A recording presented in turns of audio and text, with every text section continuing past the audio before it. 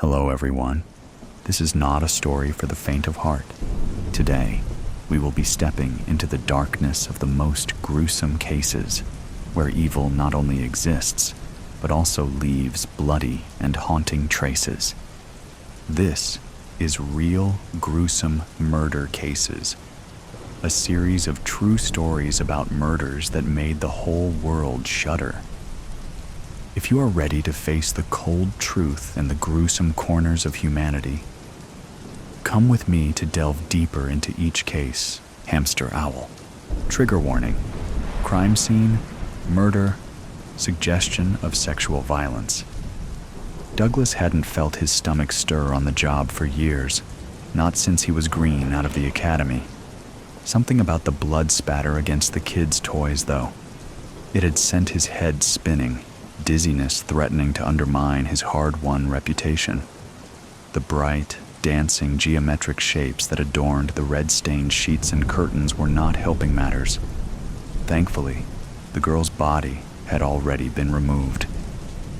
He averted his gaze to the ceiling and traced the lines of the Artex pattern while taking deep breaths and composing himself.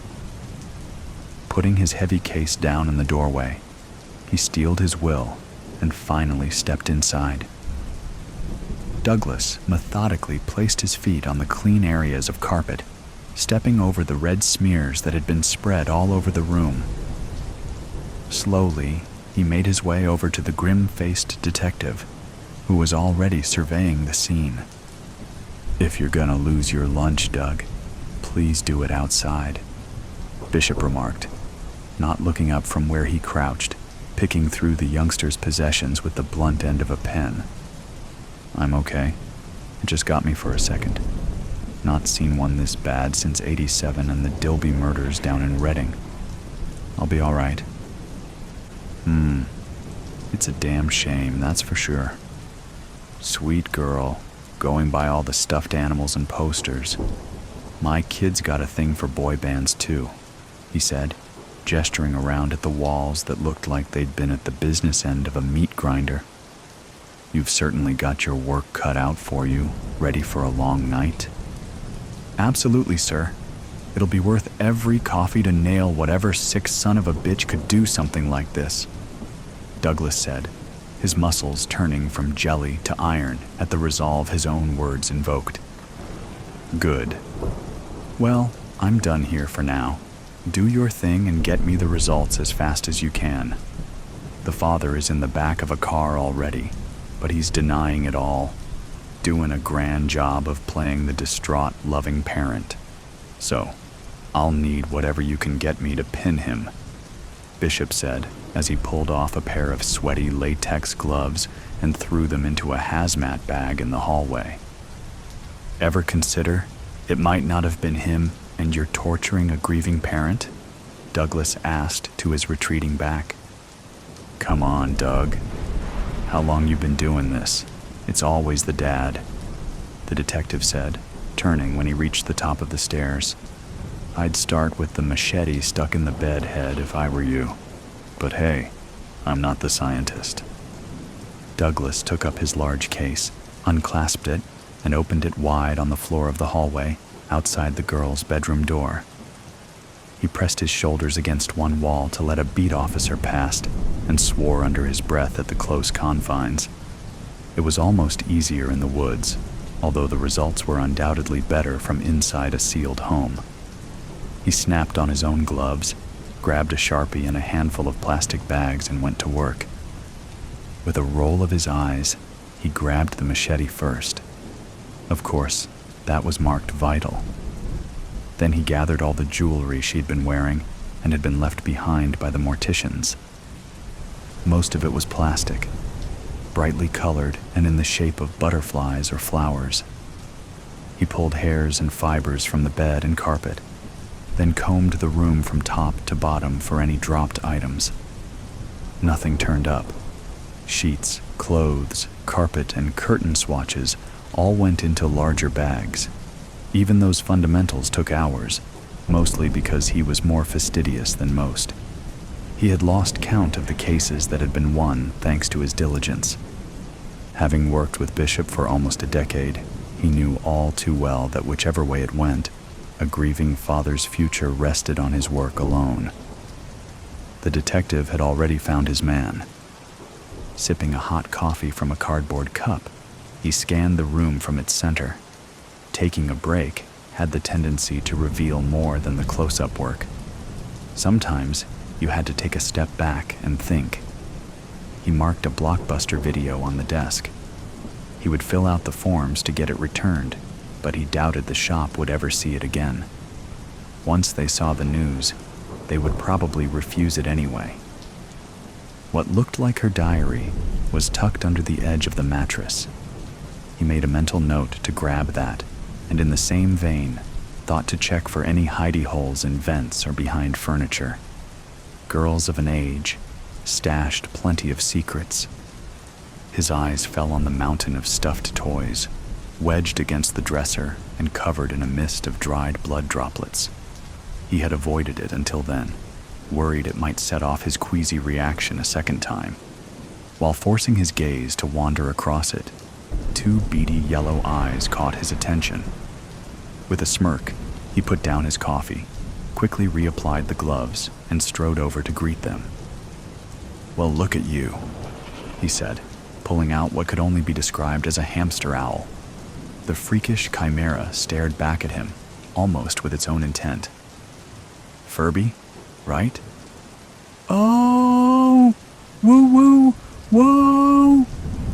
The demented toy yelled as it came to life in his hands, batting its eyelids and twitching its ears.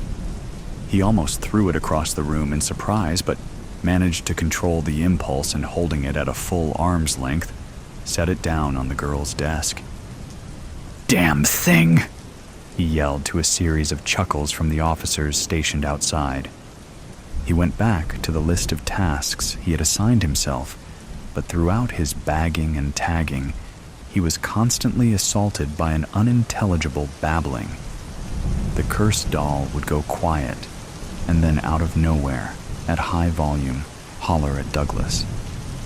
After the third time of jumping out of his skin, he stalked back to the desk in a fury. "I remember the ads for you," he said through gritted teeth, fully aware he was now talking to it. "Remember," it interrupted. "Yes, remember. Very clever. I remember that you are supposed to be smart. Hell, I'm pretty sure there was a ban on you being brought into the station, in case you could listen in on things you shouldn't. Something about spy software or AI even." "Remember!" the Furby squawked again. You don't seem so smart to me. Just a damn novelty. Do me a favor and shut up!" Douglas roared. He turned his back on it, not wanting to waste any more time trying to figure out how to turn it off. He was almost done and was feeling the impatience of the late hour and the clouded thinking it brought. Yet, before he could take a second step, he spun around at the words the toy belted at his back. "You're mine, bitch." He stood frozen, head cocked to one side and looking into its demon-like eyes. Surely not. "What did you say? Did you remember?" He ventured, not sure if he was pushing the limits of what was reasonable. "Remember, you're mine, bitch. You can't prance around naked in your window like that and expect me not to want you. I might be your neighbor, but I'm still a man." Douglas shook his head with raised eyebrows, let out a sigh of disbelief, and bagged the toy. He marked it as vital. Hopefully it would be enough. A rare gift for Christmas. My 6-year-old daughter Mandy and I were doing some last-minute Christmas shopping on Christmas Eve. She had been well-behaved all day as we gal-palled around the mall. I just had one last stop to make before leaving. I wanted to check a department store for a shirt for my mom.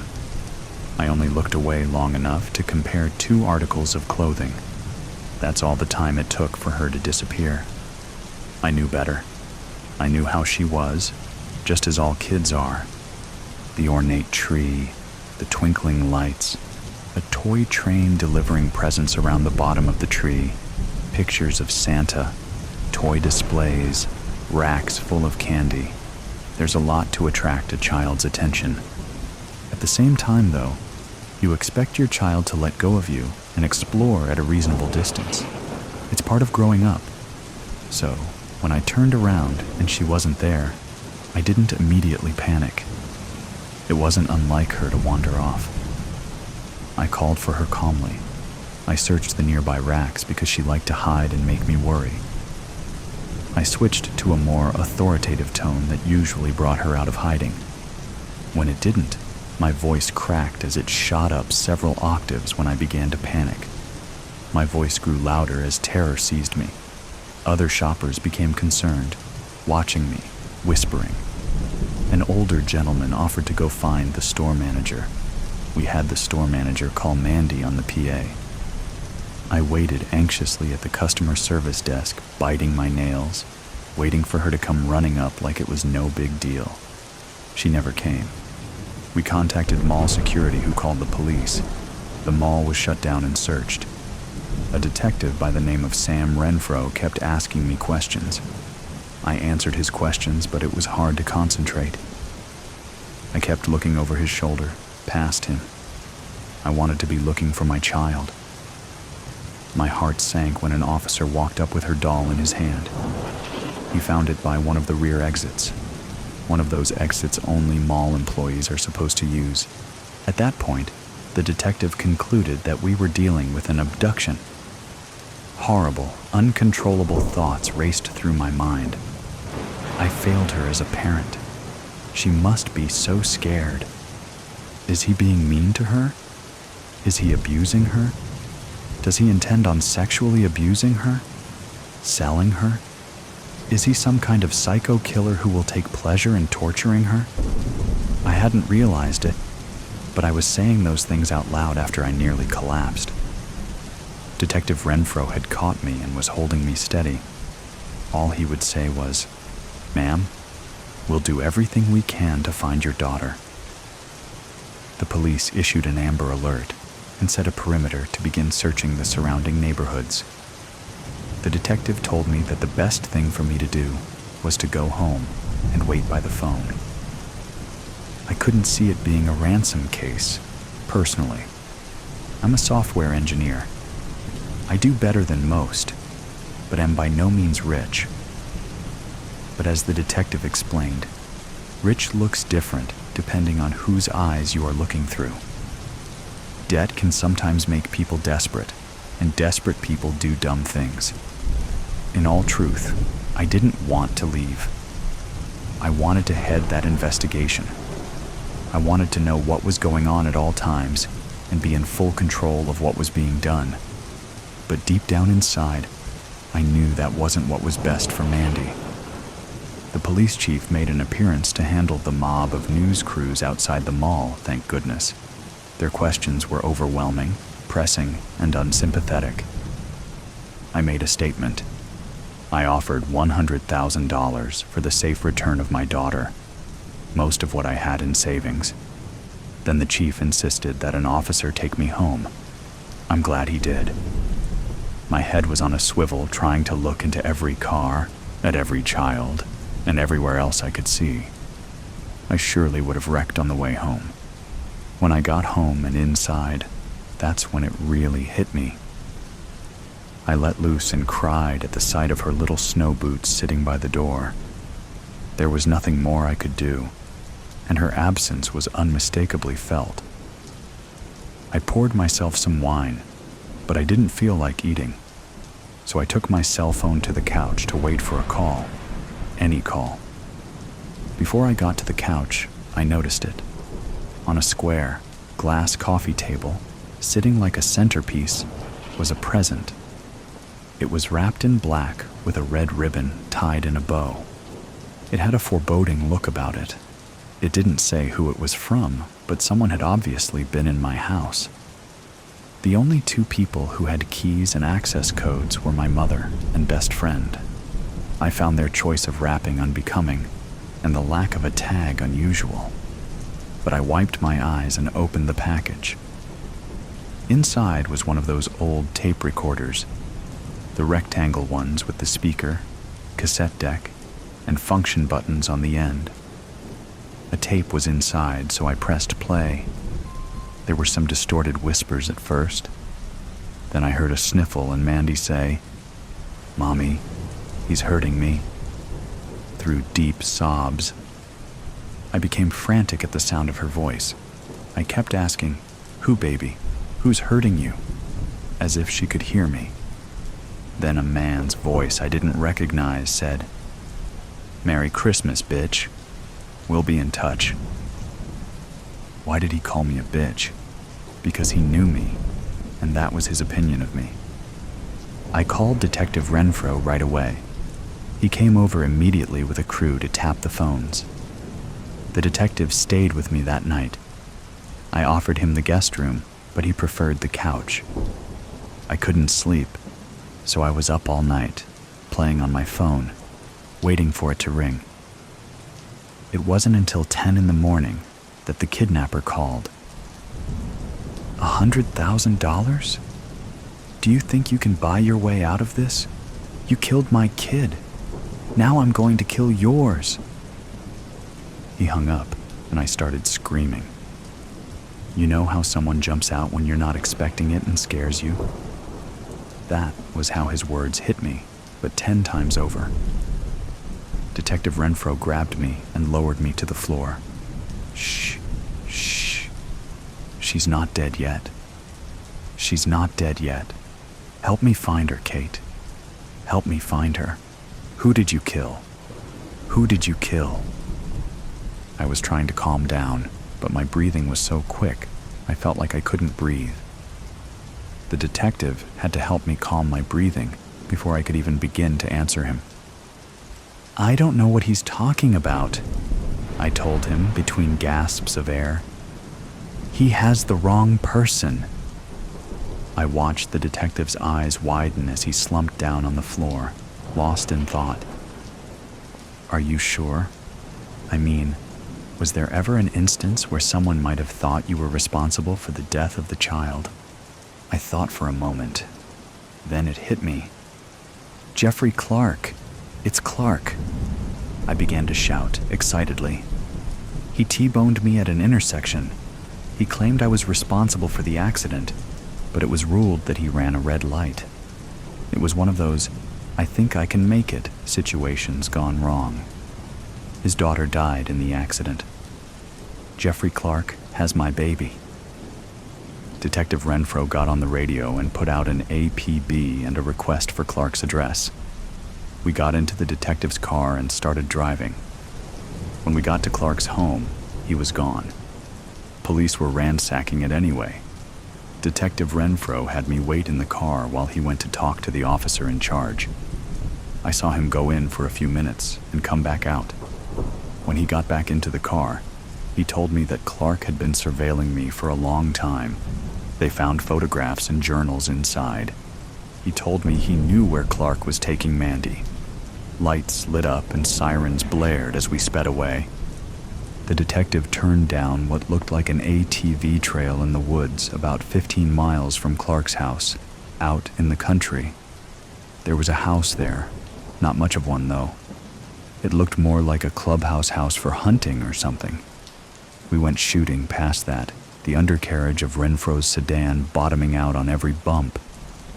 The trees opened up onto what looked like a frozen, hard, mudding pit. In the distance, an old truck rammed a small car, pushing it along until it rolled over. The truck whipped around, gained speed, and hit the little car again, straight on. Police cruisers sped past us. They started ramming the truck, forcing it away from the car, and a chase through the field was on. Renfro and I pulled up next to the little car. I was hysterically running up to the car. I knew Mandy had to be in there. When I looked through the shattered window, I saw that the entire interior of the car had been removed. She had been knocked around in there, unrestrained. She was unconscious and bleeding. Renfro used his gun to knock away shards of glass that were stuck in the window frame and crawled in. I was holding my breath, hoping she was still alive. He said she was still breathing, but didn't want to move her. He climbed out of the car and radioed for fire and ambulance. Jeffrey Clark was eventually forced into a tree. He tried to flee on foot, but didn't get far. He was arrested, charged with kidnapping and attempted murder, then was sentenced to 25 years in prison. Mandy is paralyzed from the waist down. It took a lot of therapy for her to get over the trauma she experienced over those 2 days. She has moved on now. She has adapted to life in a wheelchair and is just as happy as I am that she is still alive. Every time I look at her, flashes of that horrible day flood my mind. They make me realize how lucky I am. Children are kidnapped every day across the nation. According to the incident studies of missing, abducted, runaway, and thrown away children, ISMART, 2,300 children go missing in the U.S. every day.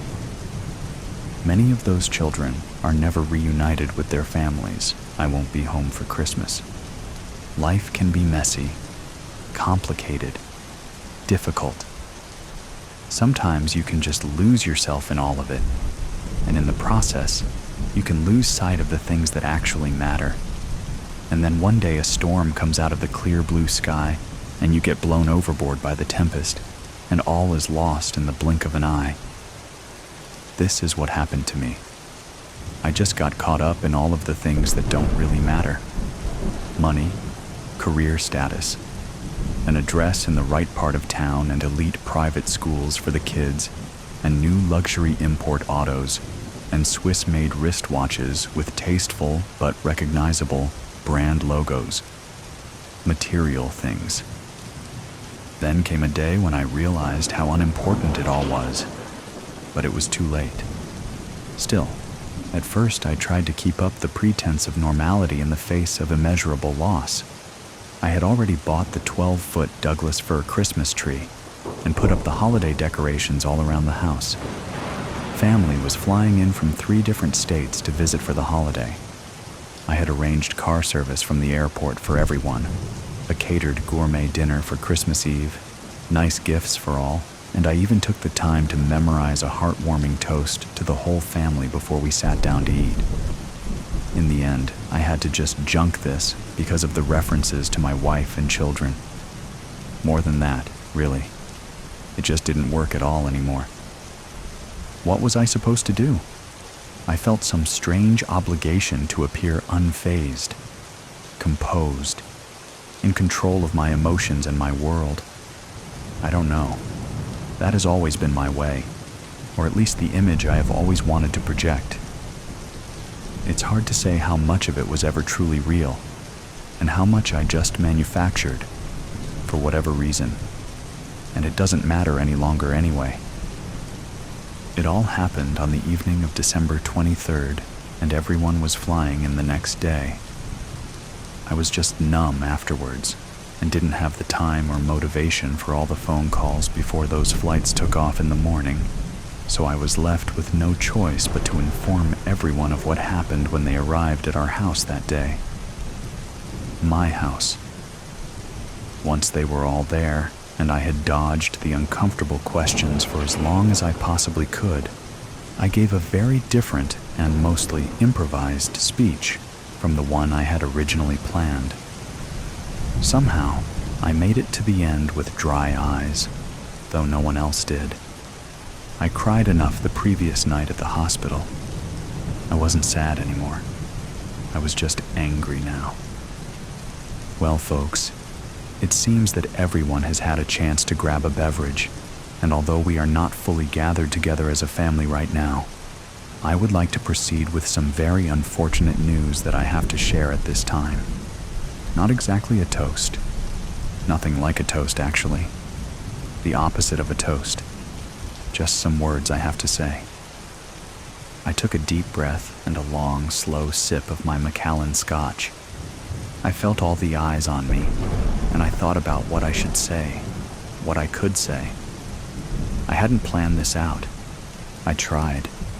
I just couldn't. I want to thank you all for coming this far to spend the Christmas holiday with us. but I am afraid that us is just me now.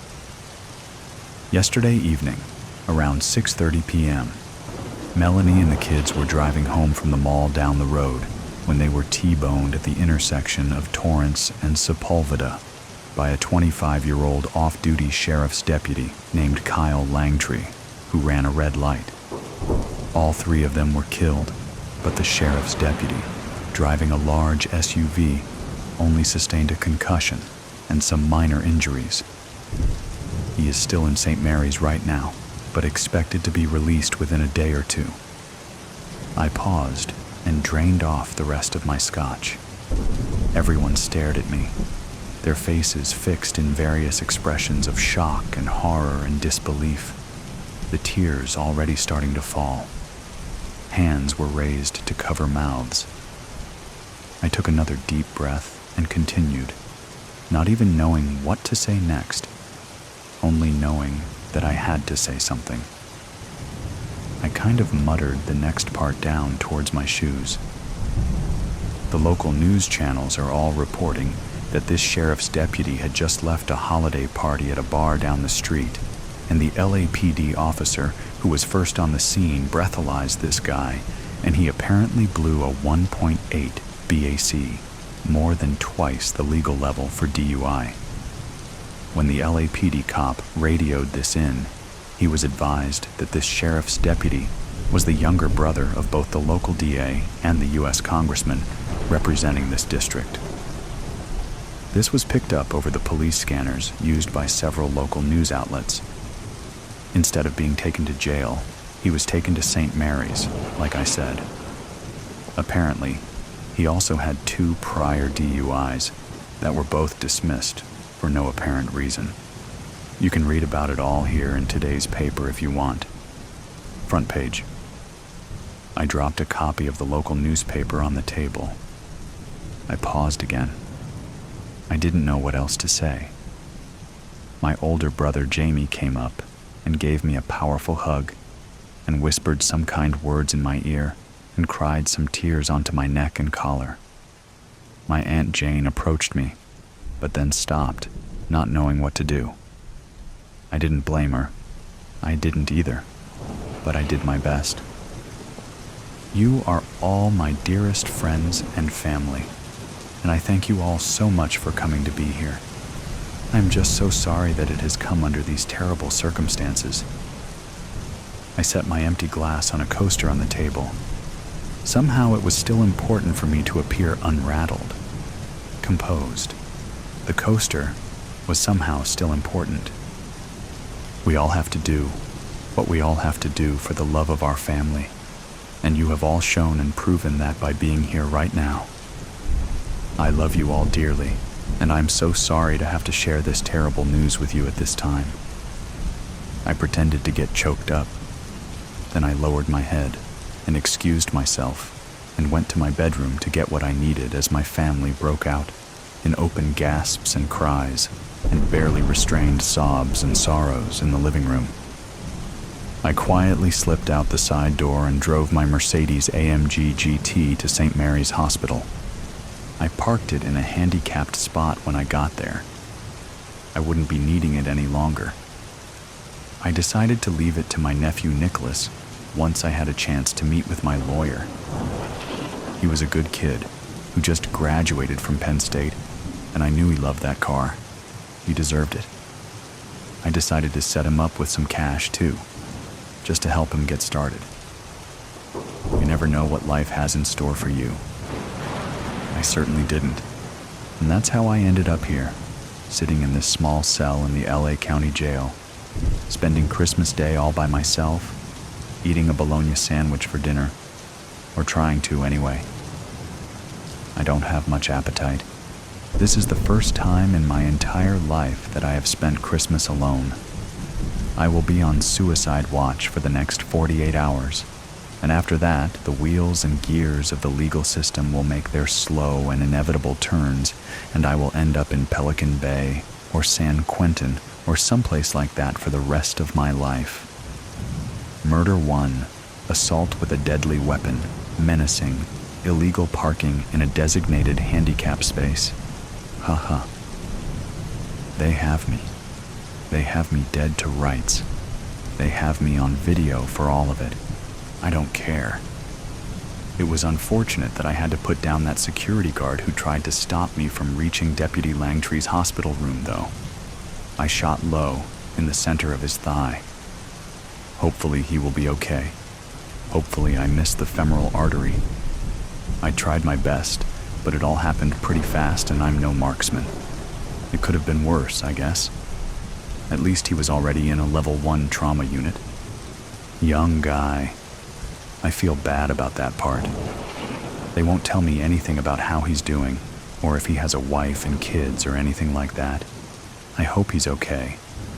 I will leave some money for him too once I meet with my lawyer and update my last will and testament, for whatever that might be worth.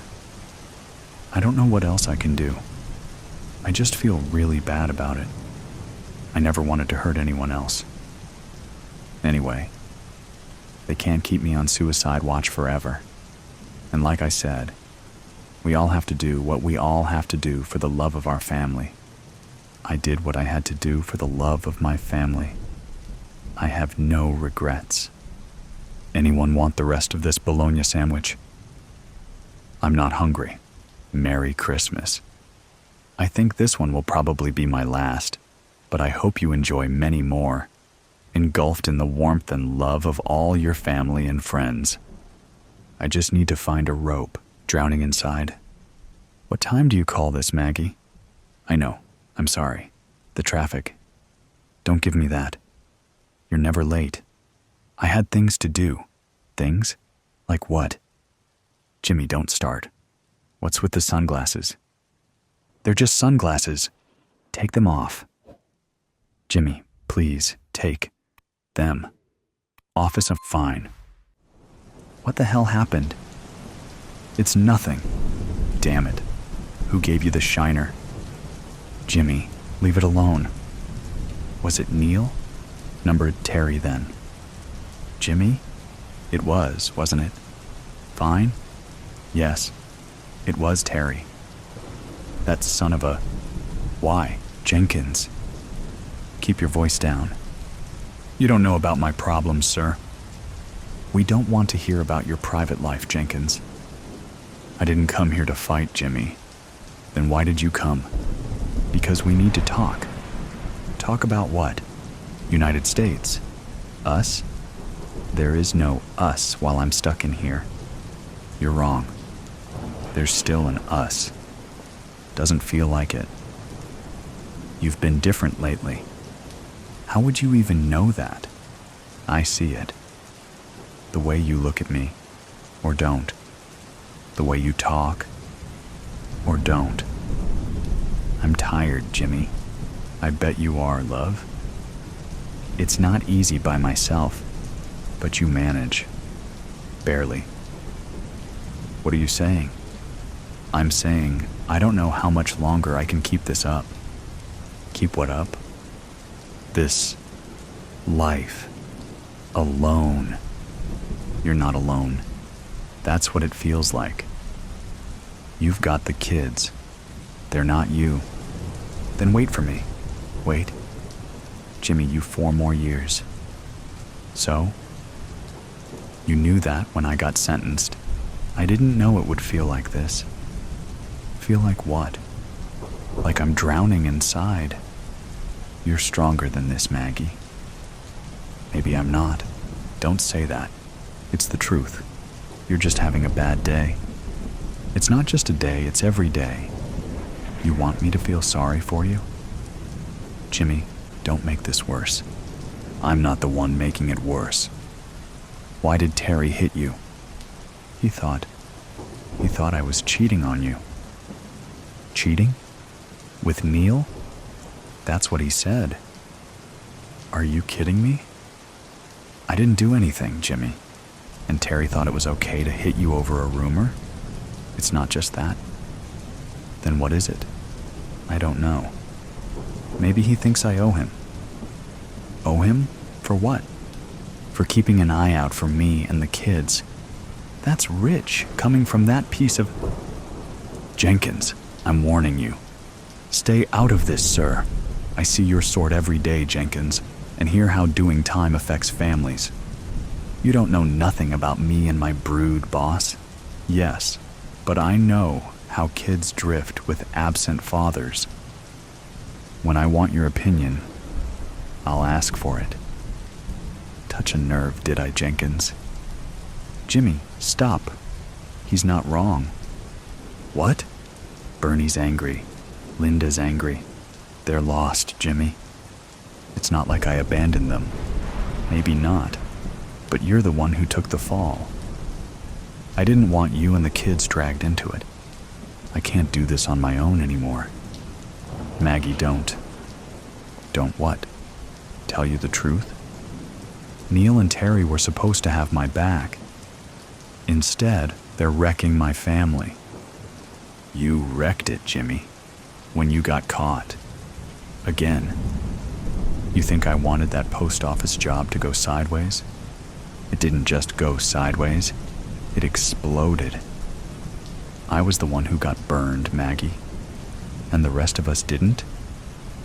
I did it for you. You always say that. I mean it. And what about Linda? What about her? She's in trouble at school, Jimmy. Trouble? She got caught smoking. Not Linda? Yes, Jimmy. Linda. At least it wasn't weed. What makes you think that? God damn it. Why didn't you tell me? And say what?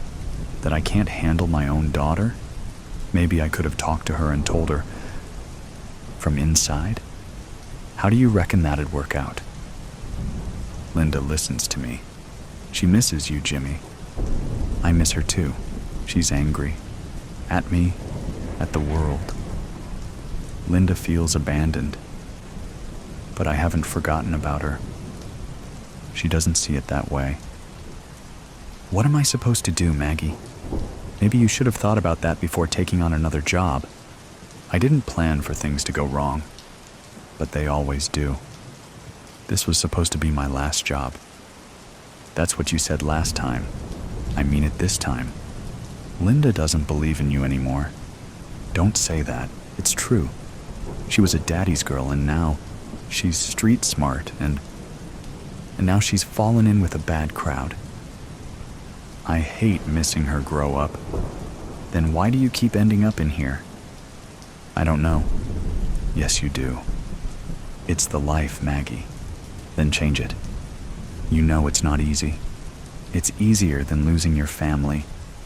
You make it sound so simple, Maggie. I'm serious, Jimmy. It's your choice. You're giving up on us? I'll survive. Without me, without Neil, without Terry, without all of this. Give me a chance. I'll fix it. I don't think you can. I can. I will. Jimmy. Maggie, I swear to you, I'll get out and I'll make it right. How? I'll get out of the life. For you. For Linda.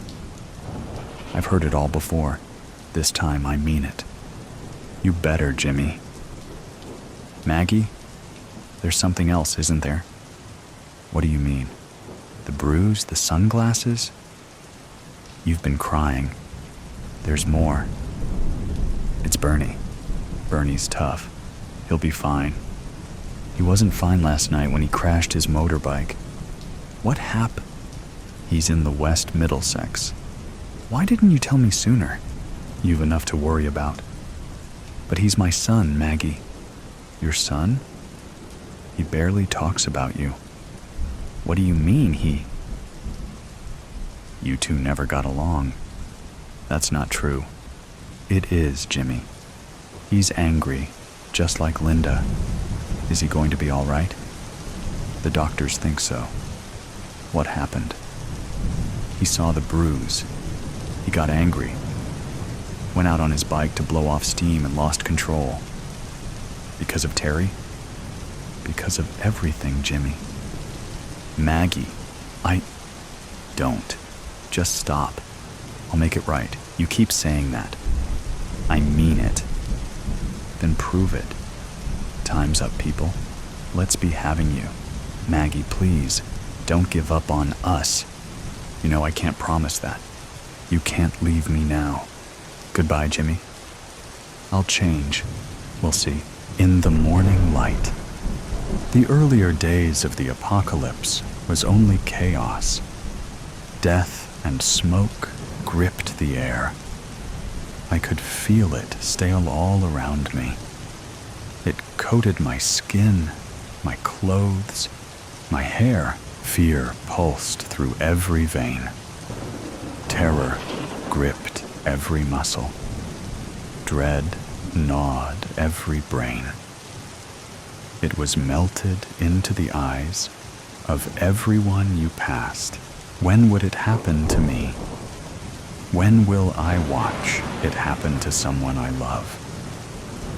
What could we have done differently? Thoughts that would plague my mind. Over and over, my new reality. The dead no longer stayed dead, and those bitten became deranged, unreachable. They would rip out their hair, scream into the night, pick the skin off their bones until they would be covered in dark, bloody scabs that never seemed to heal. The worst was when they came for you, their eyes empty pits as they chased after you with never-ending endurance and unnatural speed. Nothing like seeing a crippled old woman hit by a truck going 40 mph, only to rise again unfazed, keeping pace with a teenager as she drags her mangled foot behind her. The only advantage left was the inability to use their brains. They couldn't climb ladders or trees. They couldn't open doors or sneak through windows. And in this world, we had to use every advantage we could get. In those early days, everyone still held on to their humanity. The memories of their old life still fresh. I remember thinking that things may eventually go back to normal. Eventually, where my biggest problem was maybe forgetting my lunch at home, or something as juvenile as what to wear to my meeting. However, everything this new world touched was tainted. Cities burned, homes abandoned, our population destroyed, leaving only a handful of us left. Fortunate would not a word I would use for the survivors. What I was fortunate for, however, was the group I had found a few months prior. They were mostly good people in present standards. We didn't rob from the living. We didn't murder the innocent or strike down the weak. We took care of one another and watched each other's back. Everyone pulled their weight, from going on supply runs, to working the garden, to gathering firewood. The group consisted of 15 of us who camped deep in a national forest near Colorado Springs. The supply runs were little more than a day's trip, and our traveling group consisted of 3 people always. I would go as often as I could, preferring to stay on the move to keep my shifting thoughts at bay. We always played it safe and quiet, successfully making it 5 months without losing a member. This should have brought me an ounce of comfort, that it has been a while since we lost someone, so it must mean we were getting wiser. Although all I could think to count on was luck, and any day that luck would eventually run out and disaster would strike. We were camped out in some loft apartments bordering the forest. Paul was on watch duty, while Libby slept on the couch adjacent to mine. I remember falling asleep with blankets wrapped around me that reminded me of a moldy scent that used to cling to clothes that were left in the washer longer than they should have been.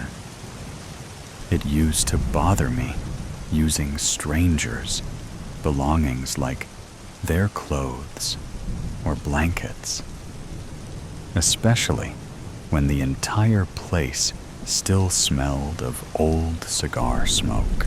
However, I came to be grateful for the comfort of being in a semi-safe, warm spot for the night. I woke with a jerk, jarring myself out of my typical reoccurring nightmare. Sweat forced my dark hair to cling to my forehead. Panting, I mindlessly reached for the weapon beside me. My hands found only a butcher knife I snagged from the kitchen before falling to sleep. Remembering I had given Paul my handgun for his rotation of watch, since it was less bulky than the shotgun he often slugged around. I tried to calm my racing heart, but something had just felt wrong. I looked over, seeing Libby's still sleeping form. I started to stand, wondering how long I had been asleep. Surely Paul was well past his shift. I reached the window, pulling back the blinds to find gray light pouring through the opening. My heart sank. Paul was supposed to wake me hours ago. I didn't see him anywhere in the still, dark living room. I silently walked over to Libby and gave her a gentle shake before stepping back, knowing she slept with a knife under her pillow. She sat up with a gasp, her blonde hair frizzing out from her worn braid. Something is wrong. Paul should have woken me hours ago. She stared at me blankly, my words taking a few seconds longer to comprehend as she shook sleep from her mind. "Where is he?" she asked, blinking vigorously. Her green eyes roamed the shadows of the living room. I had liked Libby from the moment I met her. A few months prior, she had found us on her own, days after losing her partner to a minor infection that would have only required a throughout cleaning and maybe a few antibiotic before the outbreak. I've never asked, but she couldn't be much younger than me, her youth apparent in her round cheeks. Paul, on the other hand, was well older than us bother. He looked closer to my father's age, gray hairs dusting his hair and reaching down into his beard. It was out of character for him to wander off on his own. We survived by following strict rules that I know that he knew, because I had gone on more runs with Paul than anyone else in the group. "I'm not sure. Help me look around?" She nodded and tossed her blanket to the side, wobbling a bit as she stood. Once we were sure that he was nowhere inside, my cold panic really did begin to take hold. We quickly gathered our limited supplies. I carried Paul's shotgun and bag with mine, thankful that he had always packed light. Outside, the light from the sun began to coat everything in a golden hue. The chilled, damp air hung from everything from the night before. I moved as silently as I could, keeping my eyes peeled for any sign of Paul. It was mornings like this that seemed to deceive you and hide the horrors of the world we lived in. I would have loved a day like this, before the outbreak. The birds chirping, the air smelling of fresh pine, the clouds peacefully drifting through the sky. If only a heavy sense, a dread, didn't cling around me, throat like a noose. I rounded the corner of one of the buildings, with Libby close behind. Before me stretched a courtyard. A few trees stretched tall, casting long shadows. The trees were surrounded by a few dry patches of grass and shrubs. I had to shift my head a bit to the right, but I saw him standing there, maybe 50 feet away. His name was on the tip of my tongue. It was nearly out of my mouth in a whisper before something slammed my jaw shut. The way he stood gave me pause. His neck seemed to hang from his shoulders. The way he stood, his arms dangling empty at his sides, unmoving. I began to reach out to stop Libby, but before I could, she slammed into me. The knife she gripped in her hand clanged loudly through the still air into the shotgun strapped to my back. The breath in my lungs left me like someone had just punched me in the stomach. I looked to where Paul stood, horror clogged in my throat, as his head whipped towards us. What had happened next came in a blur.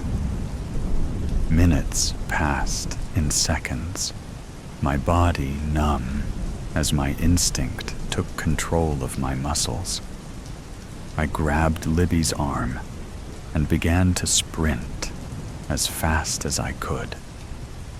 We ran across a street, hearing Paul's footfalls quickly gaining on us. I refused to turn around. I didn't trust blindly running into one of dark doorways that could hold any number of threats. Instead, my eyes scanned for anything we could climb. Relief spread over me as I spotted a ladder that hung from one of the buildings.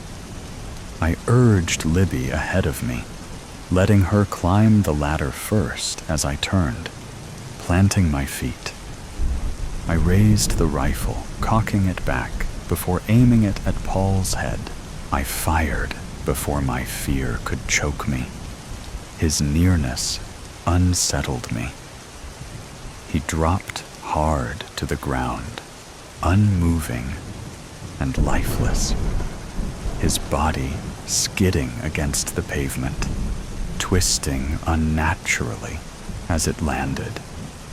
I turned, climbing the ladder after Libby. My mind played over what I saw before the bullet ripped through Paul. In a flash, I saw blood that coated Paul's throat, but not from a bite. It looked more like a slash from a blade. I tried to focus on the placement of my hands on the rungs of the ladder, but my mind buzzed. Finally reaching the top, I froze, overlooking onto the roof, where Libby stood motionless. Before her stood a man. His hands reached out before him, as if he were trying to calm a spooked animal. Without thought, I pointed the rifle directly at him. Below me, I was faintly aware of the infected down below, gathering at the base of the ladder. Their frenzies, gargled sounds, reaching my ears. However, all my focus was on the man on the roof. His attention turned to me, and in that instance, shock radiated through me. I knew this man. I recognized his dark brown eyes from another lifetime ago, when his eyes didn't hold circles, bags, and his skin seemed to hang from his bones. He had worked in my department. For years we had walked the same halls and attended the same meetings. His name formed on my mouth without though as I slowly lowered the rifle. Jesse? His eyes widened at the sound of his name. He lowered his arms. He looked different, almost unrecognizable, as he stared back at me. Libby and I joined him on the roof. Libby silently sat, staring blankly ahead towards the slow-moving clouds. I, however, stood with Jesse, staring over towards the small town that was now crawling with infected, their screams and snarls echoing through the streets below. "Bad call, firing the rifle," Jesse said. His word came out a harsh whisper. His tone disturbed me. No person was the same after the outbreak, but something about Jesse seemed off. Hysteria seemed to have set into his once warm eyes. His jerky movements made me feel as if he was close to the edge of insanity. This man was not the one I had known in my life prior. I wanted to take Libby and leave as soon as I could, but the streets below were unsafe. I tried to calm my nerves and talk soothingly to the man, giving no indications to my fear other than the bullet already loaded into the chamber. I know I regret it now, but I just wanted to give us enough time to reach the ladder. His hand twitched at his side. "Well, look what you did." He angrily pointed at the street below. When he moved his arm, my gaze drifted to his hip, where a gun poked from waistband. I had noticed it before, however. Now I could see it now in detail. I inhaled a sharp breath as realization soaked in. I grabbed the shotgun, slowly bringing it around to my front. The motion caused his head to snap in my direction. "Where did you get that gun?" I asked, my voice coming out shaky. Anger twisted his face as he grabbed it the same second I took aim with the rifle. Libby stood swiftly at the quick change of our position. The gun he held was my gun, the one that I had given to Paul the night prior. "I found it," Jesse said, his voice coming out in a snarl. The image of Paul running towards me replayed in my mind. His throat slit. "You killed Paul," I said, bothered by how my voice quivered. Jesse shook his head hard, as if he were trying to shake a thought out of his head. His arm twitched again. Nausea rolled up my throat, terrified of this crazed man before me. His face kept twitching, and he jerked again, using his free hand to wipe the sweat from his forehead. I have seen my share of evil men in this world, but something about Jesse was different.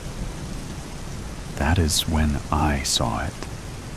A trickle of blood running down his forearm, poking out from his sleeve, was just the outline of a bite mark. You're infected, aren't you, Jesse? Anger contorted his face again as I said his name. He was on the edge of turning. I could see that now. His twitch movement, his sunken eyes, his pale, sweat-soaked skin. All signs that a person was infected. I placed my hand on the trigger, ready to pull it, well aware that if I fired the then, he would too. We would most likely both go down, and Libby would be alone. However, at least she would be alive. Don't do this. Please. My voice came out hoarse, pleading. Just then, something shifted in his eye. Clarity. For just a brief moment, the old, kind Jesse I knew was there. I'm sorry. He looked scared.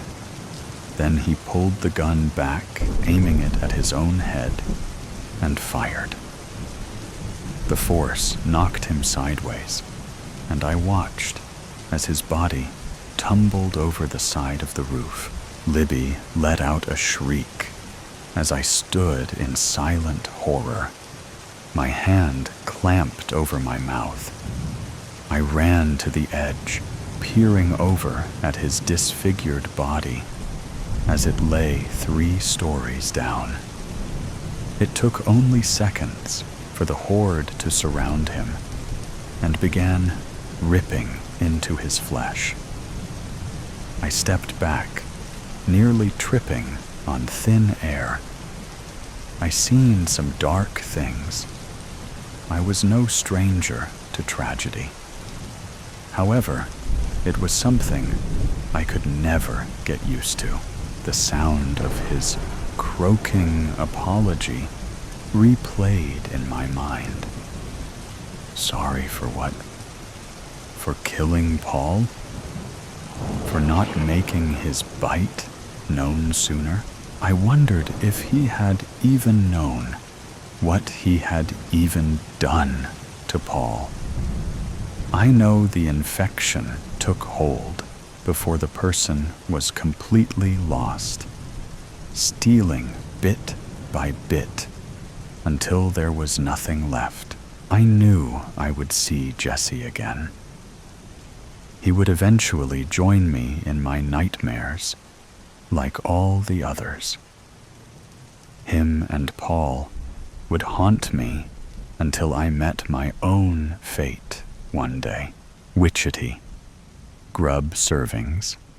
7. Preparation. Time varies based on resistance of ingredients. Ingredients. 1. Eye of newt. 1 toe of frog. 150 grams wool of bat. 1 tongue of dog. 10 scales of dragon. A pinch of dead man's blood. A drop of a virgin's tear. 1 swollen, pus-filled, witchetty grub for flavor. Preparation. A. Acquire pre-selected ingredients from their natural habitats. Successful extraction requires careful attention to prevent accidental damage. 1. Newt. Net the newt in a crumbling inner-city neighborhood. Still in his teens, the newt is most often found in the company of the local drug-dealing street gang he aspires to be part of. His watchful eyes make him a valuable resource. His fresh-faced appearance keeps him discreet. Optimal time to secure is while he keeps watch for the law and rival gang members outside a dilapidated apartment complex, casting furtive glances into alleys, his attention focused on the addicts and intimidating shadows that wander and lurk there. 2. Frog. Fetch the frog. At the edge of an abandoned industrial rooftop on the outskirts of the city, her athleticism and powerful 20-something-year-old legs have made her a viral sensation, courtesy of elaborate, self-recorded parkour videos in which she scales buildings, leaps between rooftops, and climbs towering structures. The tattooed, shaven-head frog is at her most vulnerable while occupied with setting up her camera gear to record, having practiced her jumps, tested the winds, and psyched herself up for a stunt. 3. Bat. Bag the bat in the darkness and privacy of her lavish bedroom, whilst she slumbers in the soothing shawl of night. Her golden locks, the envy of all at her Ivy League university, will be glowing around her head like a halo on a Hungarian goose-down pillow, while she dreams of fame and stardom as a singer. Take care to wrap the bat's hair neatly around her head 3 times before removing her from her covers and spiriting her away through the unlatched window of her family's Haven Heights home. 4. Dog. Drag the dog from the smoking hut at the rear of a downtown comedy hall, where he smokes alone after a rough set. An up-and-coming stand-up comedian, his wit and sharp tongue are capable of cutting down hecklers with cruel precision. With thick skin but flimsy material, the dog can be secured when the night sighs with disappointment. His smartest punchlines of the evening, the edgy, heckler-baiting insults fresh on his lips. Unalert, his mind preoccupied with feelings of inadequacy, he will prove easy to batter and snare. 5. Dragon. Extract the dragon from the dressing room of a seedy adult film studio, where she sits before a mirror, her reflection betraying the exhaustion in her eyes. Once a promising young woman, the dragon is trapped in the heartless world she was forced into by debt and destitution, performing for cameras and men. As she waits to be recalled to set, white powder residue under her nose, flawless skin glistening under harsh lights, she can be subdued with a chloroform-soaked rag. 6. Dead man and virgin. The dead man and the virgin can be obtained together from the dead man's car as it idles at the edge of a cliff overlooking the bay. The dead man will be fresh from a strenuous workout, basking in the admiration of the virgin, a pleasant distraction. The infatuated virgin, surprised to have secured a popular male's attention, is keen to impress for validation. His cockiness and her insecurity are the perfect combination of toxicity. making them vital ingredients for the pot. As the virgin is coerced to take things to the next stage, anesthetic gas introduced to the vehicle through its exhaust pipe will render them ripe for the picking. 7. Witchetty grub. Remove from the stockpile in the larder, as previously instructed to prepare. B. Once acquired, transport ingredients to cellar and confine. Take care to label correctly. Wrong identification will result in incorrect ingredients introduced to the pot, spoiling the potency of the broth. C. Inflict sufficient emotional trauma over the course of 24 hours to ensure ingredients are primed. Fear and confusion should be present before proceeding. Screams, pleas for mercy, and despair are key to achieving optimal tenderness.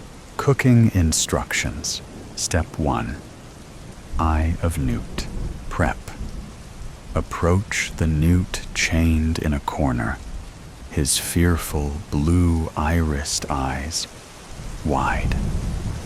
His youthful terror and questioning of the rebellious attitude that led to him falling in with the wrong crowd when he could have stayed home with parents who offered love and tried to teach him right from wrong, will serve as a solid base flavor.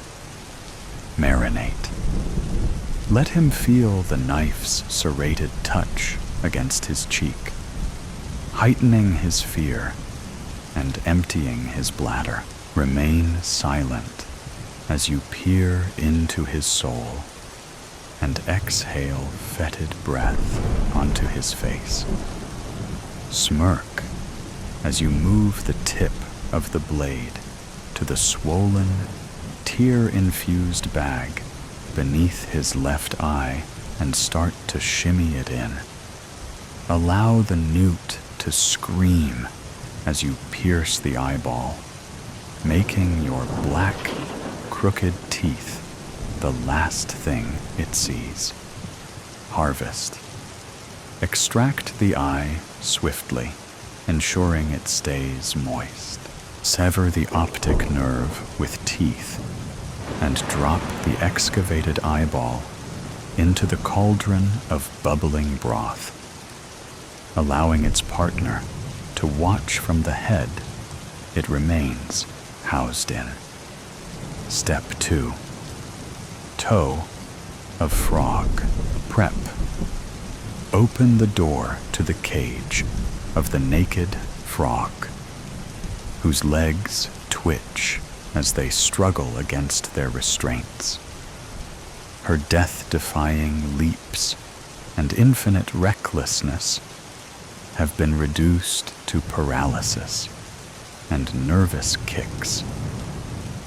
This now caged force of once unstoppable urban adventure will add a tangy zest to the mix. Marinate. Trace a wart-covered finger along the side of a foot, then over each one of her toes, drawing out a series of gasps. Let her realize that no jump can save her as she shirks away. Grab the foot firmly and place the blade against its biggest toe, making it quiver and curl. Watch the frog's face contort and savor her cries as the knife digs deep into the skin. Harvest. Sever the toe at the joint. Allow it to twitch in your fingers as she cries in pain. Eyes locked on the almost insignificant but oh so important digit that aids with her balance. Drop the wriggling toe into the cauldron, letting its spasms Add ripples to the broth. Step 3. 150 g of wool of bat. Prep. Release the bat from her crate and comb out her lustrous locks, tangled and matted from confinement. The scent of confusion and fear for her life is sickly sweet, but the odor of her wounded pride outweighs it. Even in captivity, the bat's thoughts fixate on her unwashed hair, the long, golden strands that are the source of her appetizing appearance. Marinate. Run fingers through hair, untangling strands with care, and soothing the bat with gentle shushes. Admire its luster. Appreciate its silky, smooth feel. Let your withered flesh tingle under its softness. Watch her grimace through tears, trying to coax out some mercy. Then grip a handful of hair and yank back her head. Lift the shears and slide their rusted edges either side of the strands, savoring the scream that slips forth with the snip. Harvest. Shear off 10 handfuls of finest silken hair and place on weighing scales until 150 grams of the bat's identity are harvested. Let her sob uncontrollably as she watches her beauty diminish, mourning the loss of her hair like the frog mourns her toe. Toss the locks into the cauldron and stir, imbuing the soup with a peppery nuance. Step 4. Tongue of dog. Prep. Leave the dog tied to his chair, blindfold in place, but remove the gag from his mouth. His trademark smirk will be absent, replaced with the babbling pleas that come from an understanding that no witty repartee can save him. Allow him to lick his dry lips one last time, moistening them with the mock-yielding lubrication that gives them their tartness. Marinate. Let the dog wield his words like weapons, shouting, cursing, trying to bargain with a devil. Stand quietly as he struggles against his restraints, powerless in the face of unyielding malice. When his adrenaline-fueled vitriol falters, take his chin in a vice-like grip and tug his tongue from his mouth. Slide the shears over the muscle and ease them together. Harvest. Slice through the tongue, severing it cleanly at the base. Watch crimson blood spurt forth, filling the dog's mouth and coating his chin. The ragged stump will quiver as he chokes, his sharp tongue reduced to a useless lump. Toss the fleshy piece into the broth, seasoning it with the sourness of insults. Step 5. 10 scales of dragon. Prep.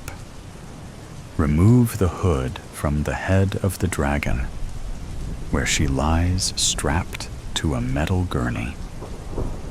Dark circles under her eyes mar her otherwise flawless skin and the exotic looks that brought her success. Her fingers tremble from the withdrawal, gnawing at her veins, while the makeup caked on her face fails to conceal the bitterness that came from a life she never wanted. Bitterness that will add complexity to the brew. Marinate. Stand behind the dragon and caress her cheeks, pressing into plump, pillowy skin. Feel her body freeze as your nails scratch the surface. Hear her breathing quicken as she wonders what new hell is about to unfold. No words will leave her lips, even when the razor is brought into view and left to hover over her nose. But the flicker of horror in her eyes will betray her terror. Bring the blade down and slice through her supple cheek like butter. Harvest. Carve 5 1/3 strips of skin from each cheek. As her flesh peels away, suppressed screams will at last fill the cellar, and blood will soften the dried-up makeup on her face. Drop each strip into the cauldron, watching as they sink into the broth, the beauty that defined her, infusing the mixture with a savory depth. Step 6. A pinch of dead man's blood. Prep. Circle the dead man as he dangles from a meat hook, kicking and thrashing. This man, this bully, this self-obsessed, so-called alpha male who has spent his life stepping on others, viewing women as objects and treating people as conquests, will add an acrid taste to the blend, which, when balanced with the richness of the other ingredients, will create something truly sensational. Marinate. Lunge from the front and use shears to cut his shirt from waist to neck. Expose chiseled abs and toned chest, then replace shears with dagger and start to stab. Apply slight pressure at first, tenderizing the flesh with shallow punctures, enough to extract delicate beads of blood. The dead man's bravado will crumble as the jabs become deeper. Wait for the realization that he cannot escape to appear in his eyes. Then draw the dagger back and plunge it with full force into his chest. Harvest. Guide the blade through ribs into the dead man's heart. Watch the fire in his eyes fade as his life-giving treacle spills out. With the dagger protruding from his chest, hold a tarnished teaspoon close to the wound. Wait for his last wheezing breath to rattle out, then catch a drop of syrup in the spoon, drizzling it into the cauldron to add pungency. Step 7. A drop of virgin's tear. Prep. Release the virgin from the cupboard under the stairs. Take her by the arm and drag her from the dark into the cellar. As her eyes adjust to the light, let her witness the gruesome sight of her dead boyfriend hanging from a hook, blood beneath him. Marvel at the way in which she mourns him and howls in torment, her naivety and emotional dependency preventing her from seeing he is no loss, her saved innocence promising a nectarous punch Marinate. Stand back and let the scene unfold. Listen to the virgin's cries grow louder. Watch her collapse onto the cold, hard floor and crawl away. Witness her growing terror as her eyes go from eyeless newt to toeless frog, from hairless bat to tongueless dog, from red-faced dragon to dangling dead man, again then to you. Approach slowly, sponge in hand, and digia at her tear-soaked cheeks. Harvest. Allow the sponge to be saturated with untainted tears, rich in sorrow. Then leave the virgin to curl up in a ball, covering her ears, squeezing her eyes shut, crying as she tries to deny reality. Carefully squeeze the sponge out over the cauldron, letting her essence and purity drip into the broth, enriching it with subtle, candied sweetness. Step 8.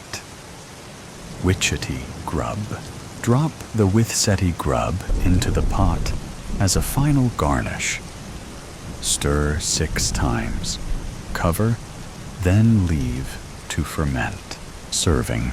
Decant the concoction into a jar. Screw on a rubber teat, sealing in its rich, aromatic flavor. Suck a single drop into your mouth. Feel your body shudder as the magic flows through it, transforming your hair and your skin, restoring your youth. Indulge a fit of cackling, your voice echoing through the chamber. Then offer a word of gratitude as you depart. Optional flourish. Before leaving, kiss a spell-cast crystal and roll it to the center of the floor.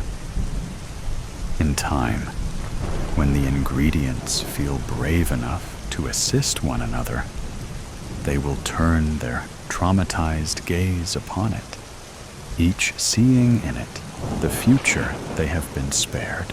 The newt, murdered by his gang after failing as a lookout during a hit. The frog, falling to her death as a result of an overly ambitious jump.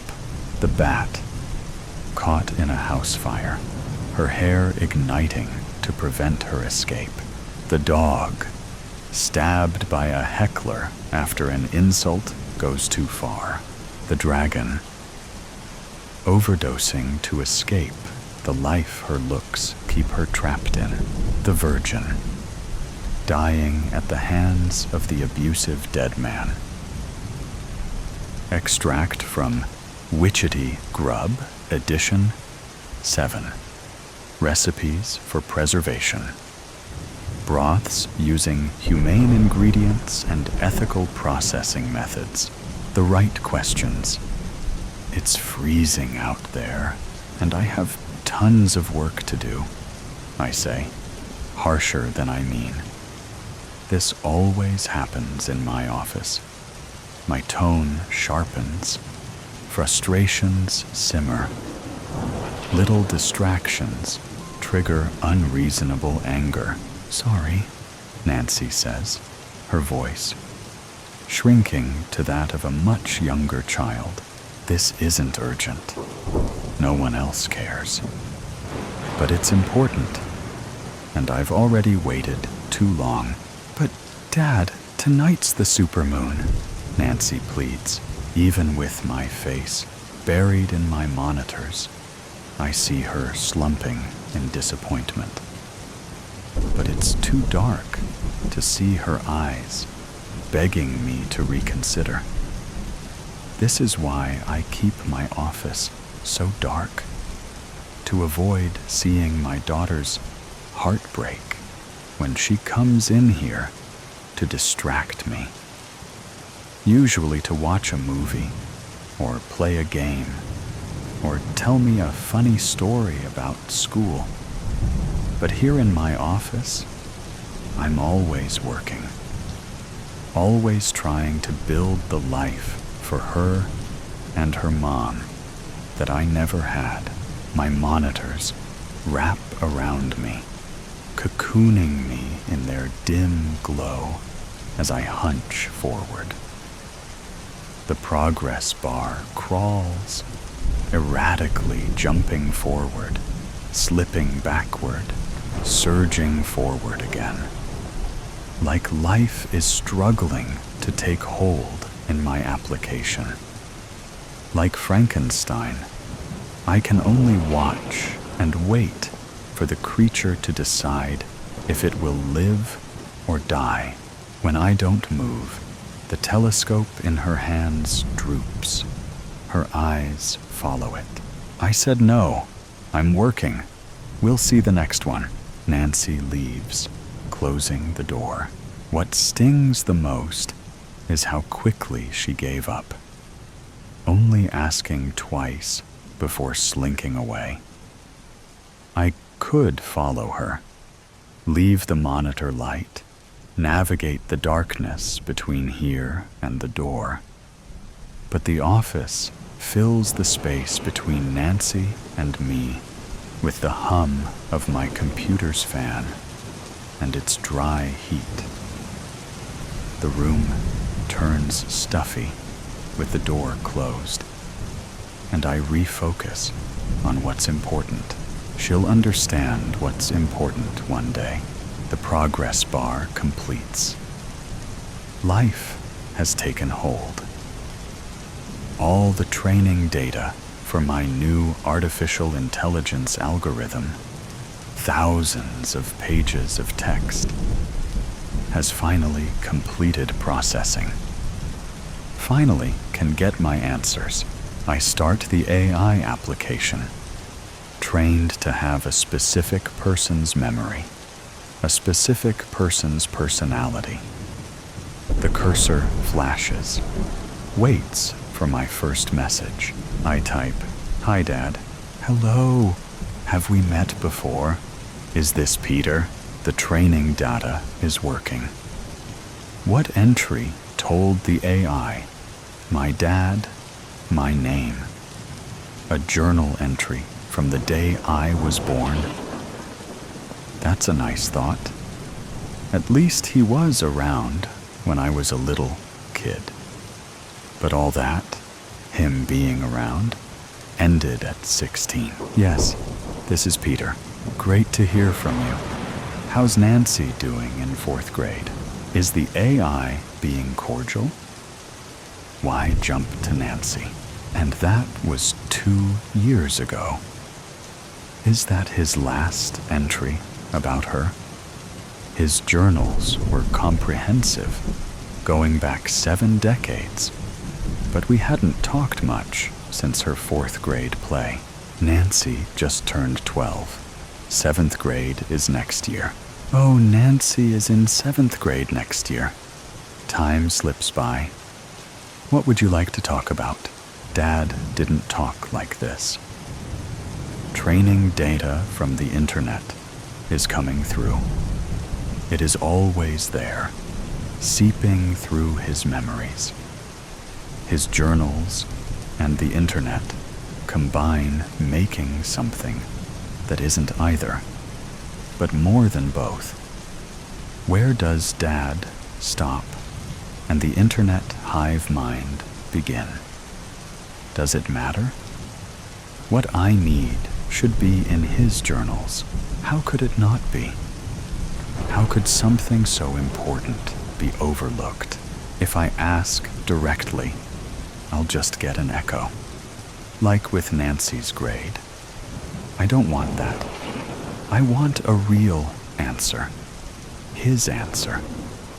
After being trained on 70 years of journals, This AI, Dad, must be able to do that. I press my face further into the monitor's light, shutting out everything but me and Dad. The cursor flashes quickly. My breath matches as I swallow back the question I want to ask, and instead ask a simple one I know the answer and can verify the accuracy. Where did you go when Mom died? He left for an appointment, but he never said what was more important than Mom's deathbed. There had to be a journal entry on the day she died. How could there not be? On May 19th, 1998, I was in Cambridge, Massachusetts, meeting with Pastor Morton. Dad replies, Pastor Morton? Dad never mentioned him. Not that we talked much after Mom. Was I too harsh on him? Was he meeting for religious guidance? I mean, Dad wasn't spiritual, but maybe he just didn't show it. When I was a kid, he never went to church. He'd always say, God isn't what you think it is. Mom would argue, but Dad would just walk away. He'd get distant and wipe his face like he was trying to scrape something off of it whenever the topic came up. He always did that when he was stressed or scared. Who was Pastor Morton? I ask. While Pastor Morton was someone I met with regularly, no further details about who he was exist in my training data. Would you like me to search online? No. I don't want random information, just the data in Dad's training data. Why was that meeting more important than being with my mom? This wasn't the question I really wanted to ask, but again, I need to build to it. I need real answers. The meeting was more important than being with your mom because Pastor Morton knew about the North Atlantic Islands. I try to pull back from the monitor's light, but the darkness tightens, forcing me closer to the screen. The computer's hum, the fan's hypnotic whir, locks my body in place. My pulse matches the cursor's flash. But why? The Northern Atlantic Islands. Dad was stationed there when he first joined the Navy. He never spoke of it, only muttered about the rocky wasteland and the razor-like mountains on the horizon. When I was a kid, once, only once, I asked if he climbed those mountains. Dad turned vampire white, shivered, wiped his face, and stared into the space beyond me, watching something. He whispered, "Those mountains weren't safe. Never climb mountains. You don't know what's on the other side." The cursor flickers. My breath hitches. I shake the memory, flinging it into the heavy darkness, along with the weight of all the things he never said. His answer surprised me. I remember how Dad always pushed me to be outside, hiking or throwing a ball, something more manly than playing with computers. The mountains were off limits, but he always asked about doing something without a screen. When I'd say no, he was as disappointed as Nancy was tonight. Eventually, like her, he stopped asking. "Turn this off. Now. Turn it off. Shut Dad down. It's not Dad.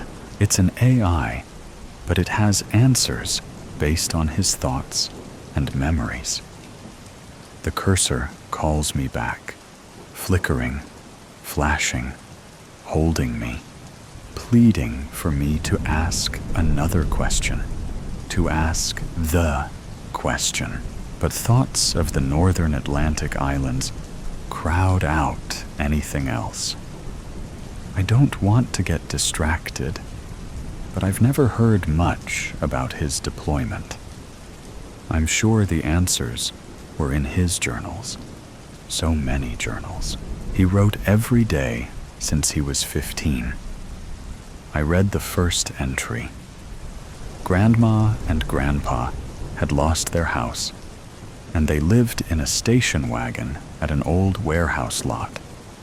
Maybe one day I'll read all the entries, but AI gets to the important information faster.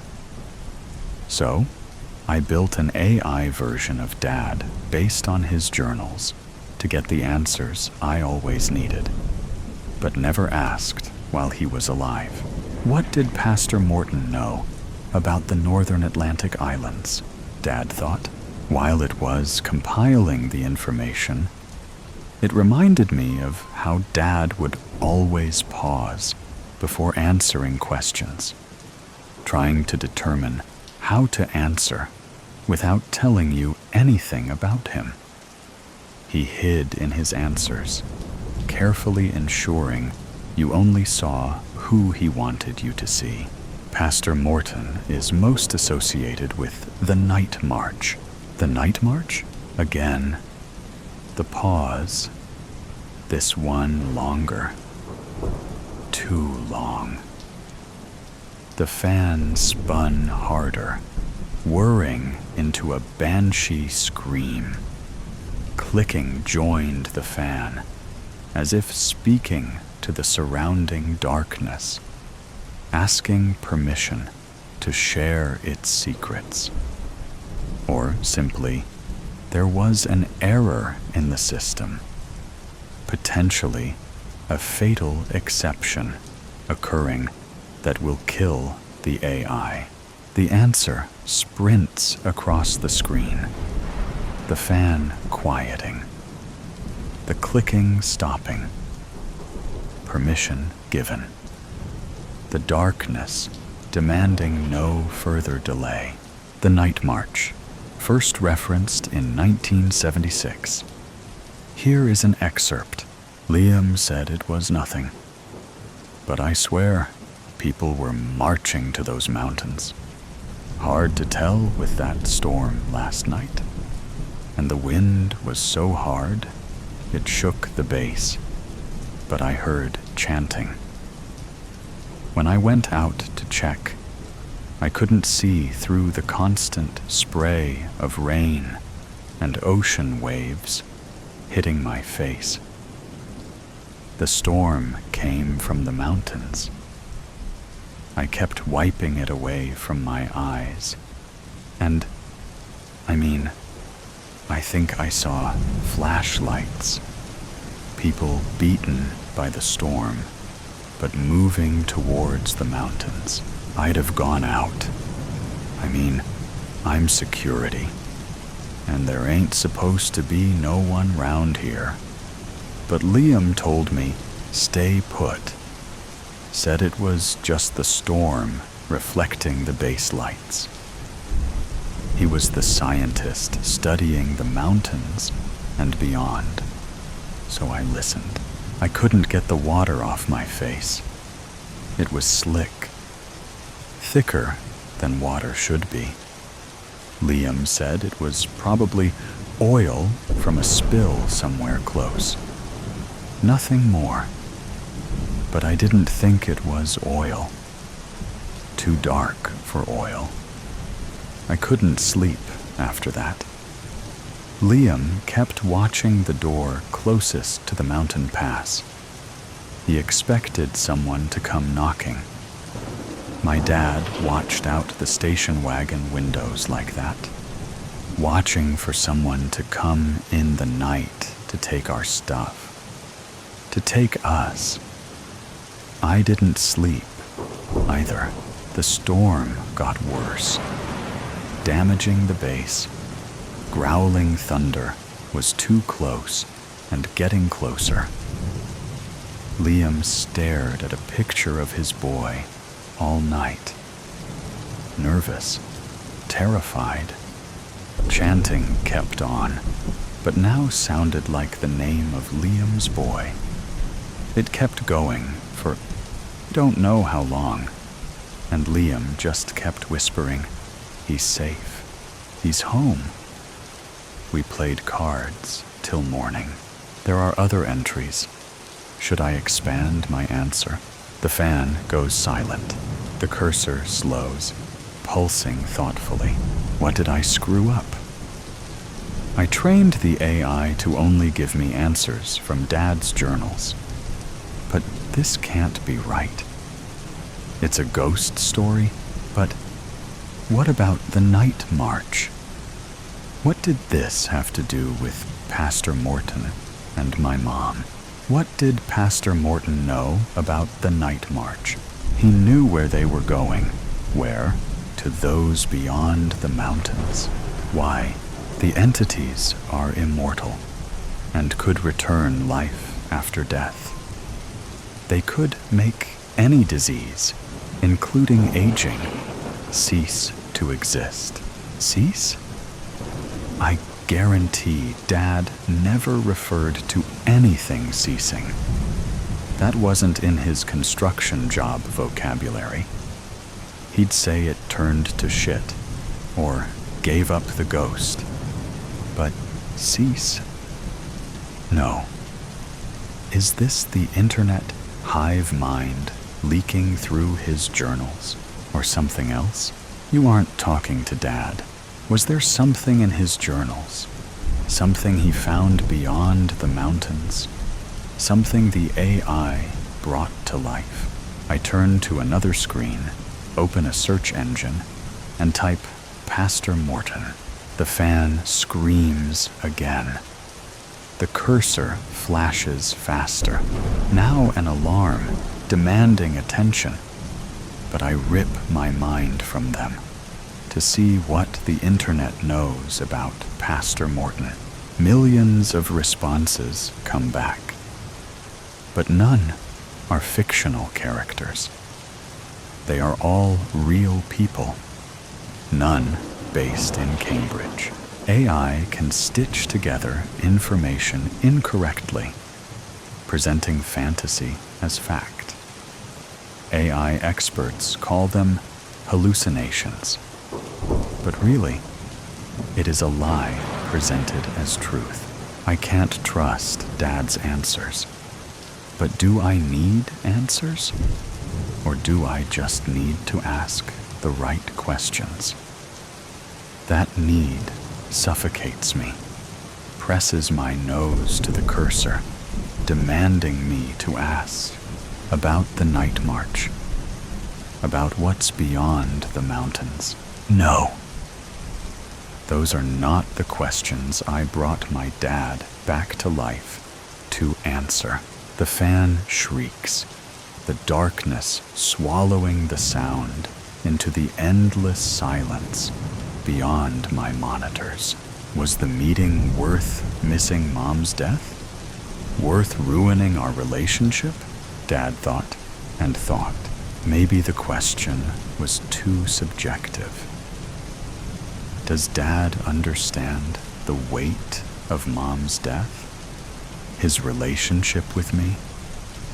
The cost of all the years he missed, watching me grow up, getting married, having Nancy.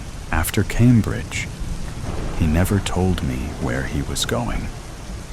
He just disappeared for weeks, sometimes months. Uncle Lewis helped me handle Mom's death, standing in for Dad when he should have stood with me. Your mom was dying. Medicine couldn't save her. The night march could help. But I couldn't sacrifice what they wanted for the answers I needed. So I searched for another way. searched for the questions and answers. What the hell kind of answer is that? A mix of journal data and ghost story. Another damn hallucination. There's nothing I wouldn't have sacrificed for Mom. This is all crap. It can't be Dad's journals. What wouldn't he sacrifice for Mom? Nothing. She was everything to him. The fan screeches again. A siren song. My system straining for attention. To what? The night march. The mountains. The sacrifice. No more distractions. I ask what I need to ask. Were you proud of me? Did you regret abandoning me? Did you love your son? Dad thinks. The thoughts stretch into my relentlessly dark office, pulling me towards the white letters on my black monitor, holding me there, breathless, waiting for what I should have been told, what I should have heard time and time again. From my success at work, from having a house, a good life, a happy wife, a brilliant daughter.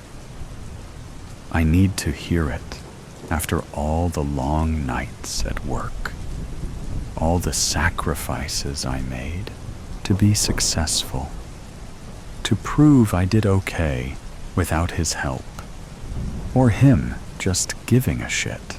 My training data does not have an answer. Should I search online? I shut off the application before it was completed. The fan slows, choking like asthmatic laughter, then dying.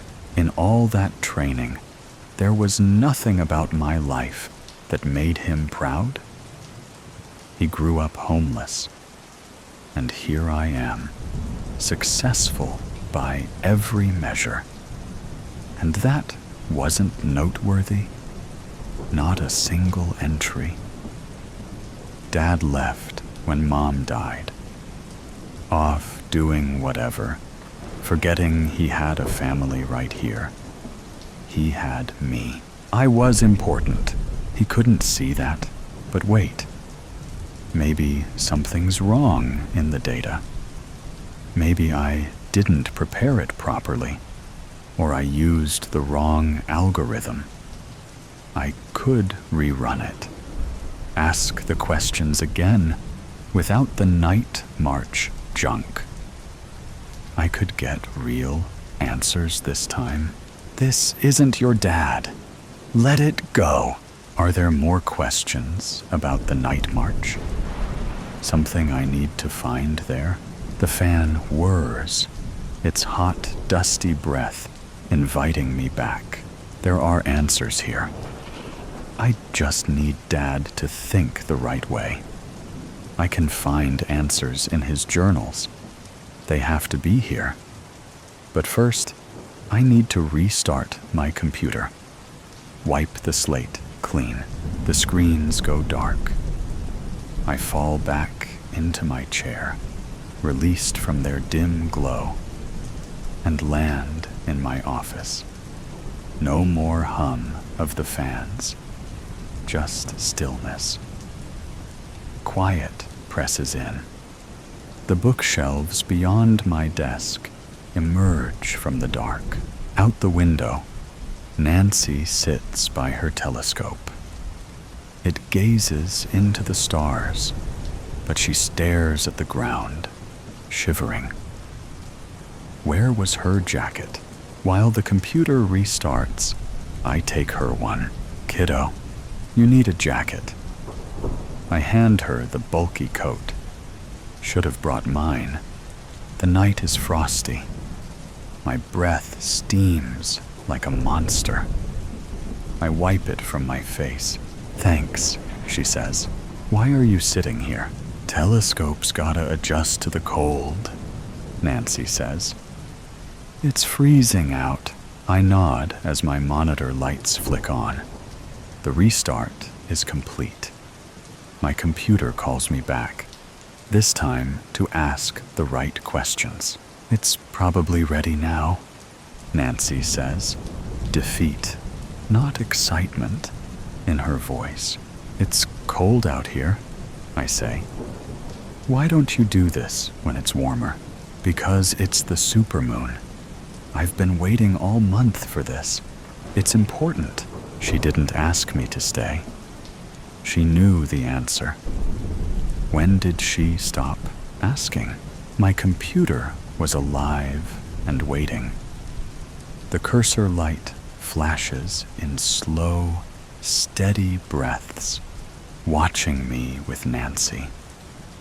Quietly, the fan whirs, calling her name. The room beyond the monitors is a void waiting to absorb me. Us. Were the islands that dark? What did Dad see? He went beyond the mountains. Your grandpa was stationed on an island in the Atlantic Ocean. He probably had a good view of the stars. She shrugs. He said there were mountains on the islands. And one night, he saw something strange. The light on my monitor blinks slower, inviting me to tell my story and come back with Nancy. For both of us to ask our questions. The fan kept wheezing, chanting our names. Dad had answers for both of us if we ask the right questions. It wants her to ask, just like it wanted me to. What did he see? Nancy asks. I'm not exactly sure, I say, looking at the stars. I nod towards my office. The monitors dim, welcoming us to the screens. The AI on my computer, built from Grandpa's journals, has answers. We'll look at the stars for a bit. Then we'll talk to him. Together. Nancy nods, confused, but eager. She peers through her telescope at the infinite void of space while I glance toward my office. The darkness recedes from my desk, a slight retreat from the monitor light. Now there's room for two. My home. Now Mitchell. Conroy's Oxfords clacked and heart thumped as he hurried through the settling dusk from something. Since breakfast, the eerie sensation of being watched had intensified with the crawling of his skin. He hadn't seen anyone or heard anything, but he felt it wherever he went. Something was coming, and the darkness was making it bolder. He picked up the pace as he turned into the tree-lined avenue that led to the wrought iron gates of his community. Sticky puddles of sweat beneath his suit urged him on until he reached the keypad, disengaged the lock, and pushed through the gate, letting it slam shut behind him. Not safe. Not yet. That inexplicable belief that he was about to be pounced on carried him across the courtyard, up marble steps, along a plant-filled balcony to his apartment. Lights on, door locked. Silence, apart from his panting and the banging of the courtyard gate. Or did he imagine that? Rubbing a hand over his mouth, he tried to calm his heart. It didn't work. The unexpected paranoia that had invaded his world when he left the complex that morning remained. But why? He didn't have enemies. He was a real estate agent, single, tax-paying, boring. There was no reason anybody should want to stalk him. Yet even now, in the security of his home, his skin continued to prickle and burn. "What the hell?" he said, slapping his face as he hurried into the hall. I was starting to feel good about things. Why have I suddenly got anxiety? He stopped between the doors that led to his bedroom and bathroom, alongside the mirror on the wall. The oval mirror, with the antique frame intricately carved with twisted vines and writhing dragons. The mirror with the murky, clouded glass. The mirror that had eased his pain and guilt. He needed a fix. He pressed his hands to the wall either side of the antique and lifted his head, then started in surprise at what he found. What? A bump from somewhere in the apartment distracted him, and he spun to face back the way he'd come. The door was open, but he'd locked it, hadn't he? He straightened, stepped away from the wall. "Is someone there?" he called. Silence for a moment. Then, "Yes." A familiar voice caressed him from behind, and a suited arm snaked around his neck. "Thank you for showing me your life. This is my home now." The last thing Mitchell saw before his neck snapped was his reflection in the mirror where it belonged. Its eyes were charcoal. 5. Hi, I'm Julia. The speaker, an upbeat woman with long, graying hair, scurried towards him through a cluttered aisle of antiques, a large mirror cradled in her arms. "Looking for anything particular?" "Sorry," the man in the suit with the neatly trimmed goatee replied, stepping back from a grandfather clock. "Just browsing." "Beautiful, isn't he?" The woman nodded at the face of the soldier and his diligent marching hands. "They don't make them like this anymore." "They don't," the man replied, summoning a melancholy smile. "My parents had one like it. It was lost in a fire and, well, whenever I pass an antique store now, I just have to look. But this isn't the one." Turning from the clock, ready to leave, he met the woman's gaze and was staggered. Obsidian gray eyes regarded him from a sallow complexion with an intensity that made him feel weak. "A fire," she cocked her head. "How tragic. If only we could also replace parents." "What?" "Could I interest you in a mirror?" she went on, unperturbed. "I wrangled this job by impressing the owner with my knowledge, but I still need to make a sale. This mirror needs a new home, and I know you'll make a good owner. It's Japanese, pre-Edo. Isn't it beautiful?"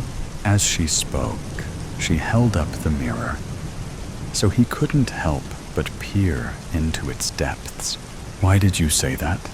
he asked, as his gaze was sucked into the murky glass. "About parents?"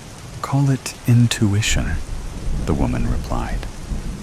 "I know when people are hurting, when they shoulder blame. Your parents' house wasn't safe. The wiring needed maintenance. You could have done it." "Hey," he said, moving to push the mirror aside, but stopping short. His reflection had juddered, or so he thought, and now it looked liquid, and soft. Hating yourself is normal. But you don't have to suffer. The glass in this mirror has special properties. Looking into it for a short time each day can heal the soul.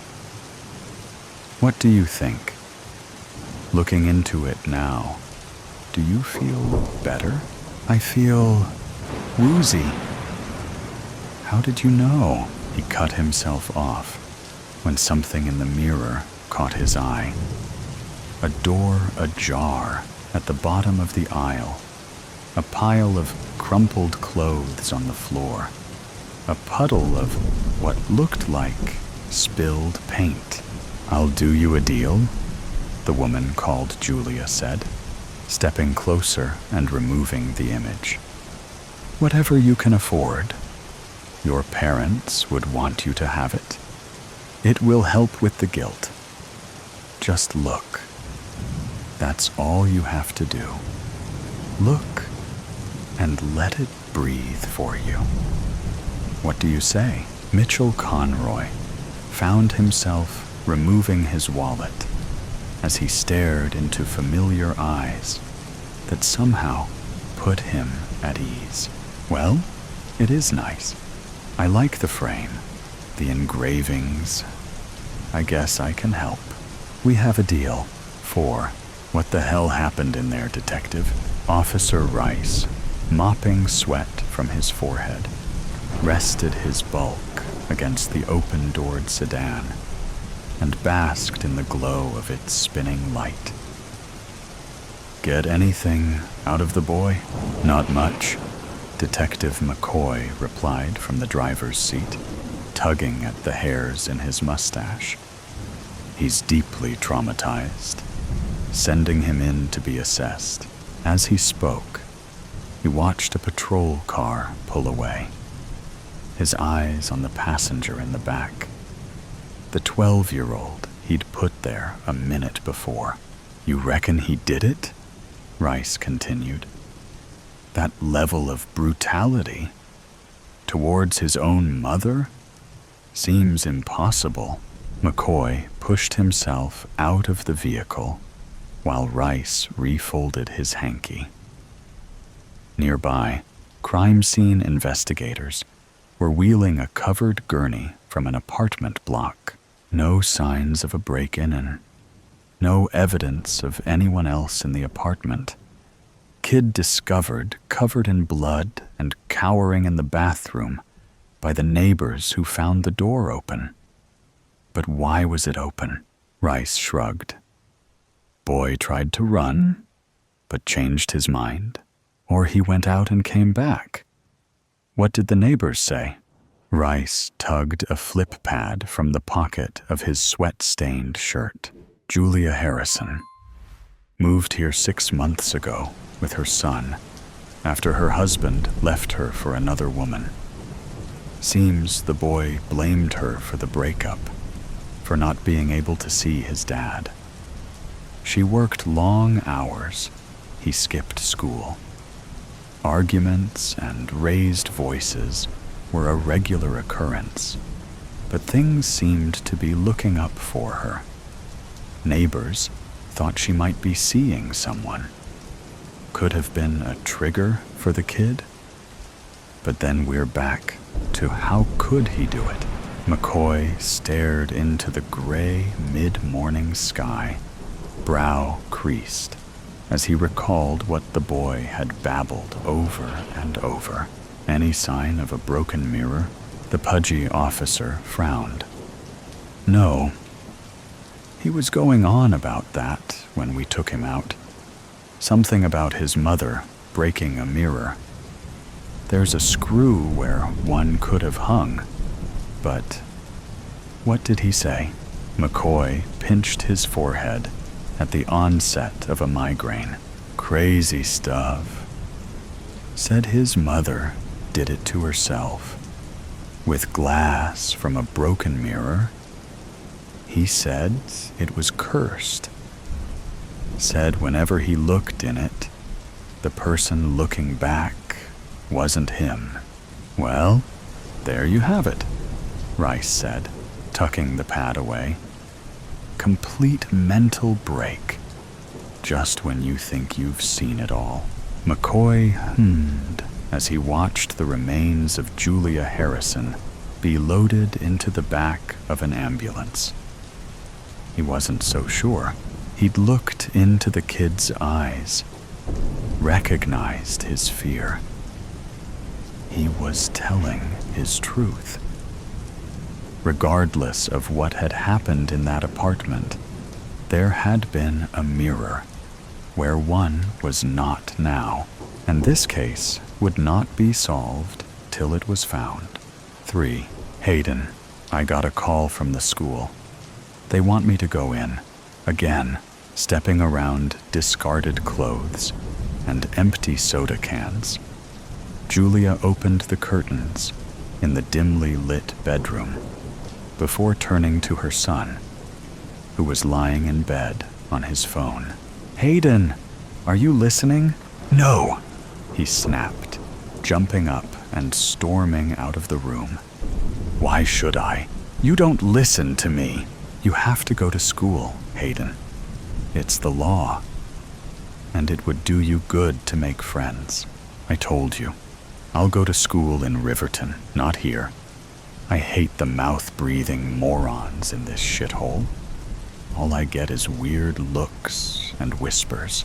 Sending you back to Riverton is not an option. I know you think I'm doing it to punish your father, but that's not it. Your dad is... I don't like saying it, but he can't look after you. He's like a child himself. Don't. The greasy-haired preteen interrupted, stopping dead in the hall. Talk about him like that. I don't mean anything bad, Julia said, coming to stand behind him, wispy strands of gray hair brushing her cheeks. I don't hate him anymore. If I thought he'd be good for you, I'd let you go, but that's not the case. One day you'll understand. God, Hayden, things got so much easier for me when I surrendered my anger. They can for you too. Have you tried looking in the mirror? Jesus Christ. Hayden cast the antique on the wall, a look of disgust. See, you don't listen. I told you, I'm not going near that thing. There's something wrong with it. No, there's not. It's just old. But it does have soothing properties. I know it sounds crazy, but look what it's done for me. I haven't felt this relaxed in years. You have to give it a chance. If it's so good, why did Peterson give it away? Hayden challenged, stomping past the mirror towards the bathroom. Then go and strangle his wife? Why would you still want it after that? We don't know he did that. He was found dead, too. Somebody else could have... That's irrelevant. The mirror was a gift. Just look. Hayden, at the bathroom, groaned when he saw his mother had taken the mirror from the wall and was coming towards him. No, as much as he tried not to look, he couldn't avoid making eye contact with a version of himself that made his skin crawl. Get away! He jabbed his arms out and shoved, causing Julia to stagger into the wall. She yelped, lost her grip, let it drop. Hayden, halfway through the bathroom door, stopped when he heard the smash. No! Julia cried, dropping to her knees in a puddle of glass. What have you? Tears in her eyes. She looked at her son and saw he was staring at the floor, the frame, the shattered glass. His eyes were wide, his mouth agape. His face had lost all color. Mom, he stuttered, and that's when she put her hand on a fragment of glass and felt it stab her. 200 in her account, 600 rent due, no pay for a week. She slammed the laptop screen down and dropped her head into her hands. Electricity, gas, groceries, TV, internet, phone. So much to pay, so little money, and stuck in this low-paying job, trying to sell antiques to time-wasting browsers. But she didn't have a choice here in worth. All she had was anxiety, a difficult son, and a soon-to-be philandering ex-husband who didn't give a fuck. A lump the size of a rock clogged her throat as tears welled up. What was the answer? Where was the hope? How could she? Julia, she yelped and spun towards a man in the door of the office, fear squeezing her heart until she recognized him as Douglas Peterson, one of the few regular browsers who bought. A gentleman, always immaculately dressed, white hair, bushy beard, sad eyes that today looked dark. Mr. Peterson, she gasped. You scared me. My apologies. I didn't mean to. It's fine, Julia said, wiping her eyes as she slipped past him into the shop. I was in a world of my own. Haven't seen you in a while. How's the book? She grimaced as the question left her lips. She knew from past conversations he was struggling with a manuscript. His first in years, having once been a mildly successful author. I gave it up, he said with a wave of a hand. The masses don't read my existing stories. They certainly don't deserve more. I'm sorry to hear that.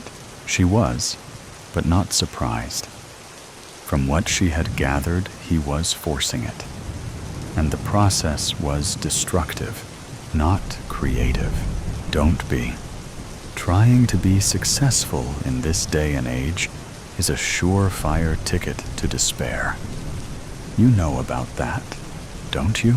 I'm not sure, Julia scoffed. She liked the old guy, but wasn't about to confide in him. Anyway, there's not much new I can show you, I'm afraid. We did get an armoire that... I'm not here for that, Peterson cut her off. I'm going on a trip with my wife. Before I go, I wanted to give you this. He stooped to retrieve something Julia hadn't noticed. An oval mirror that rested against the counter. Carved vines and dragons twisted together within a tarnished frame that had once been lustrous gold, and its glass was home to murkiness and shadow, something small, to thank you for your kindness these last few months. That's hardly small. Julia alternated her gaze between Peterson's face and her own staring back from the glass. I couldn't. Of course you could. I can't take it with me. And it's a shame to leave it where it won't be of use. It's special, you see. Its glass has soul-cleansing properties. I know that sounds strange, but it's helped me out of more than one hole. And I know you're in a hole, too. It needs a new home. You'd make a good owner. Take it. Look into it. Let it breathe for you. She opened her mouth to object, but her reflection shuddered, like it was shaking its head. And something curiosity, intrigue, made her think twice. Soul cleansing? Well, we all could use some of that. It will make you feel better. Trust me. Take it. It's a gift. That's very nice of you, Mr. Peterson. I don't know what to say, except, why not? 1. Douglas sat in his study, staring into the mirror, his mysterious Japanese mirror, which he'd received as a gift from his archaeologist brother-in-law some weeks before. A timely gift that had freed him from writer's block, imposter syndrome, and depression. It was ugly, with tarnished gold edges and clouded glass. But he didn't care. He didn't care about much anymore.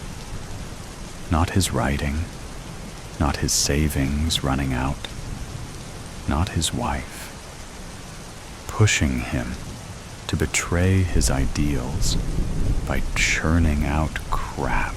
Since the mirror had arrived with a note about how it could nurture and heal strained souls, nothing seemed to matter except the solace he found in its reflection. The more he looked, the more relaxed he felt, and the more certain he became that nothing could interrupt his, "For God's sake, Douglas, stop staring into that thing. You haven't written in days."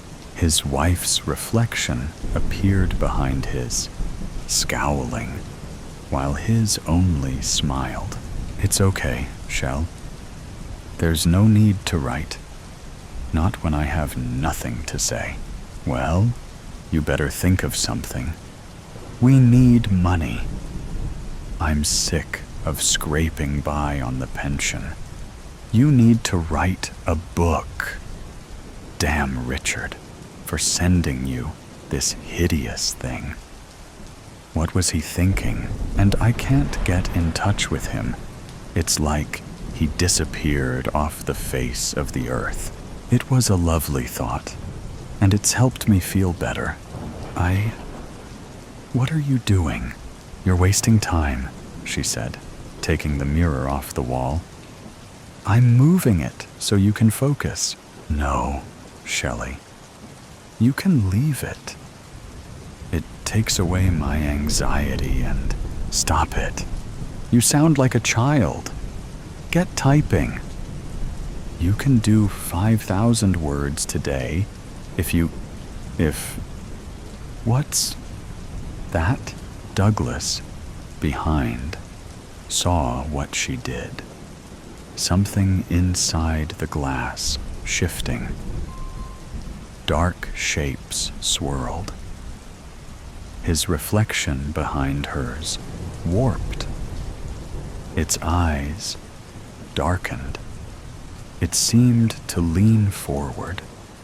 And then, like a mirage, two shimmering arms slithered forth, and silver hands closed around her neck. She screamed and dropped the mirror, and Douglas staggered back as it fell, allowing a blurred form to slip out, an unstable form that was dressed like him, a half-melted form that wore his face. It stepped out of the glass as the mirror landed, its surface rippling and blurring as it broke Shelley's neck.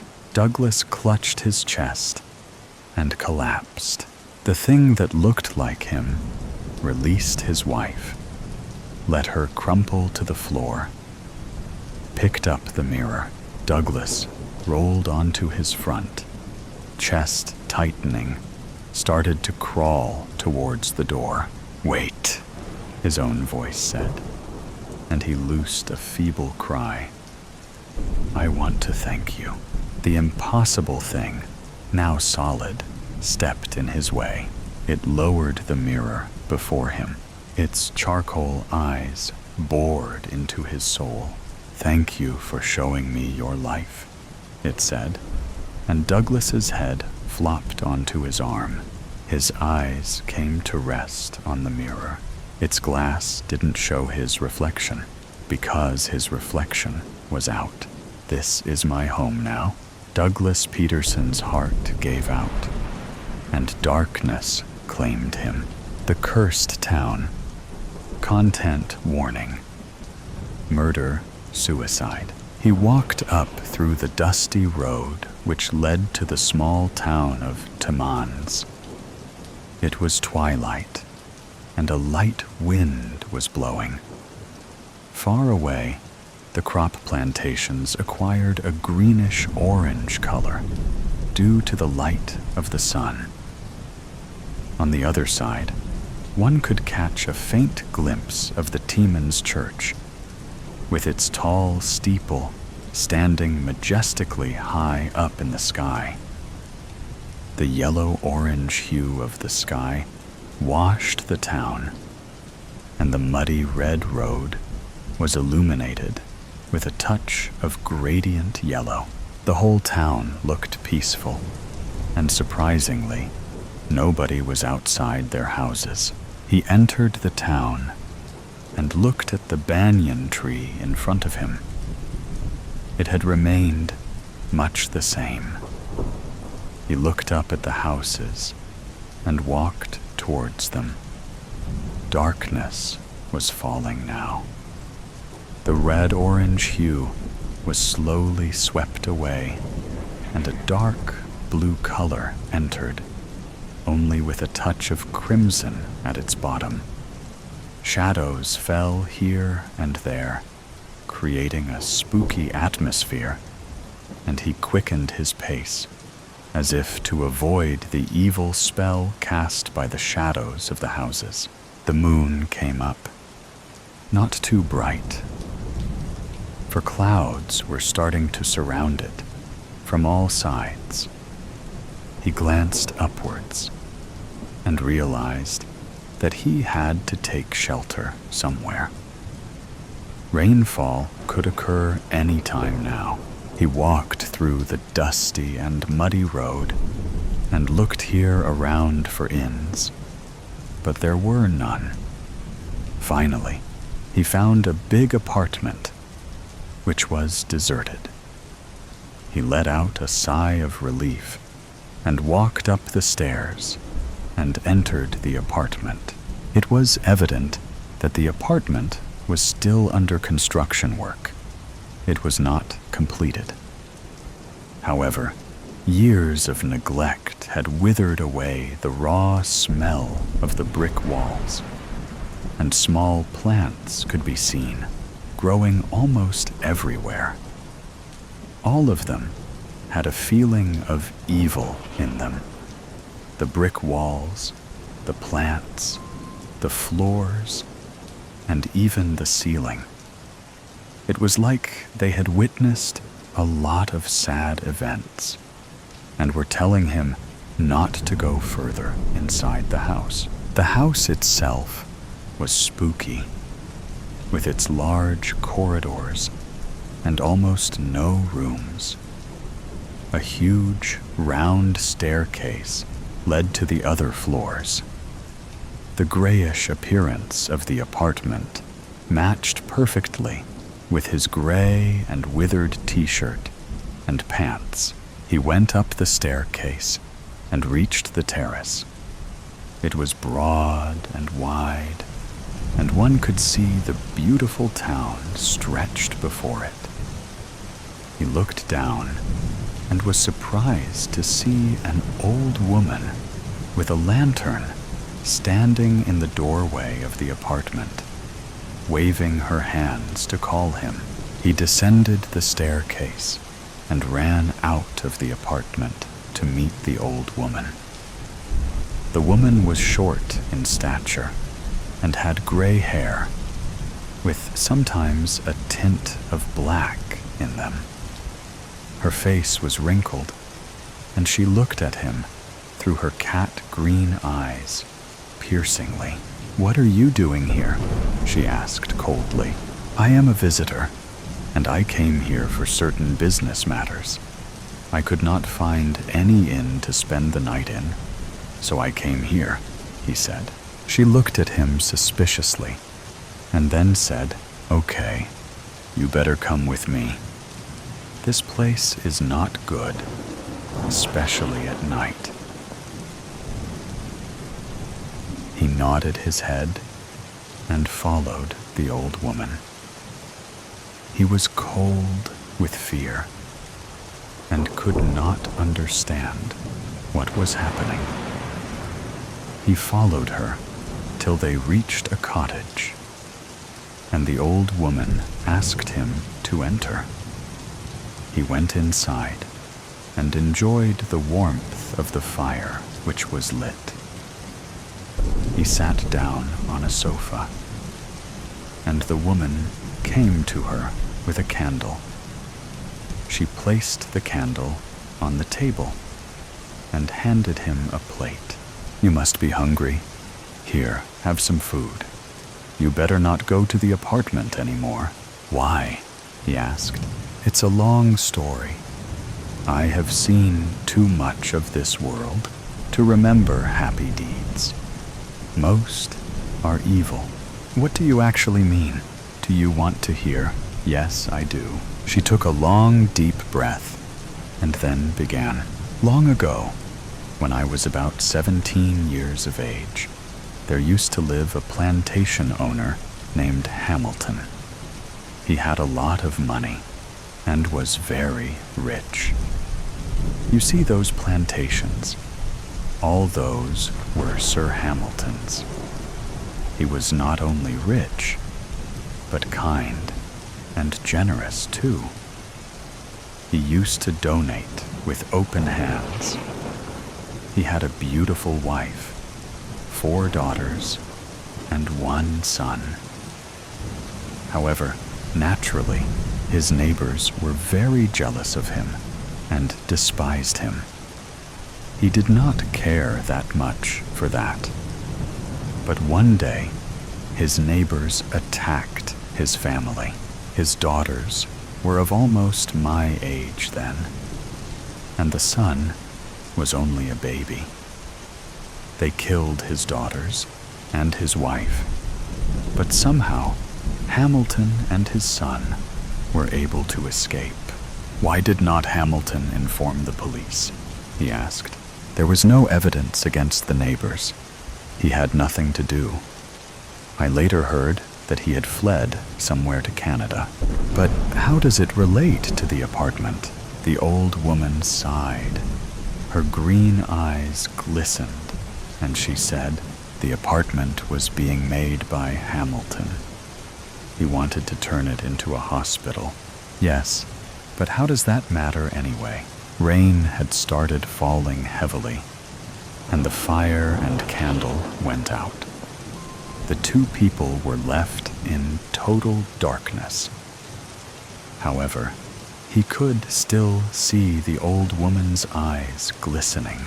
The old woman said, "For the past few years, there had been a lot of suicides there.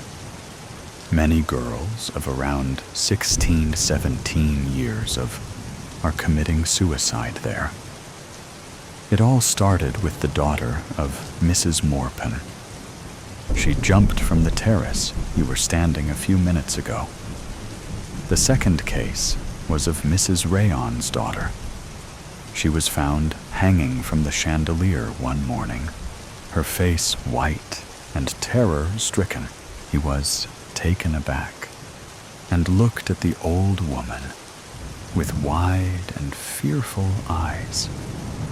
Lightning struck, illuminating the whole room for a moment, and he could see the old woman's face, ugly, wrinkled with a strong, piercing glance, which was almost witch-like. He wanted to run out of the house, but some strange power kept him rooted to his seat. The old woman said, "You better go to sleep now. I guess you had a very tiresome day." The old woman showed him his bedroom, and he fell down on his bed, immediately asleep. The next morning, when he woke up, he could see the sun shining brilliantly outside. He heaved himself up and went to the living room. The old woman was preparing coffee. She handed him a cup, and he sat down on the sofa. He drank from the cup the delicious, thick cappuccino and felt refreshed. He almost forgot all the horrible incidents from yesterday night. "Where do you want to go today? I can show you the way. It is evident that you are new to this place, as you were talking about inns in here. I have heard about Kingsman's Place here. Can you please take me there?" "Kingsman's Place? Okay, I will. It is a business center here. When do you want to go?" "About 9:30. What do you say? Please prepare a packed lunch for me." "Of course. Get ready then." He went back to his bedroom and took out his suitcase. He looked at himself in the mirror. He was middle-aged, but still, he looked pretty young. He brought out a coat, shirt, and pant and put it on. He looked the perfect businessman. After having breakfast, the two went out. On the way, they came across the Flint River. There he saw some girls whispering and talking together. One of them was extremely beautiful. Her fair skin with an orange tint made one remember pure milk. Her eyes were a deep blue, and she had beautiful black eyelashes. Her cheeks were pink, and her lips were a light red. Her mass of curls was thrown at her back, and she wore a pretty green dress. Her hands were well-toned, and her legs were slender and well-shaped. She looked a pretty picture. He stared at her for some time, and then she turned to the old woman, and pointing to the girl, he asked, "Who is that girl?" The old woman glanced at the girl and then said, "She is Mr. Trudeau's daughter. Pretty, isn't she?" "Yes," he said. "What is her age?" "About 17. He sighed and gestured at the old woman to move forward. They reached Kingsman S. Place, and the old woman left him there with his lunchbox. He did not wait there. As soon as the old woman was out of sight, he started running. He did not stop until he reached the old building. He entered and went up to the terrace. The terrace was absolutely empty. Despite being so large, the parapets were very low, and there were high risks of falling to death in case of an accidental slip. Unlike the rest of the house, almost no plants were there on the terrace due to some unknown reason. He roamed here and there on the terrace. He stepped very carefully, and whenever he looked down, he was sick at the sight of houses so far down below. He hated heights and was afraid of them. He went downstairs and waited. "You know, Laura, I will go to Grandma Fontaine's house today."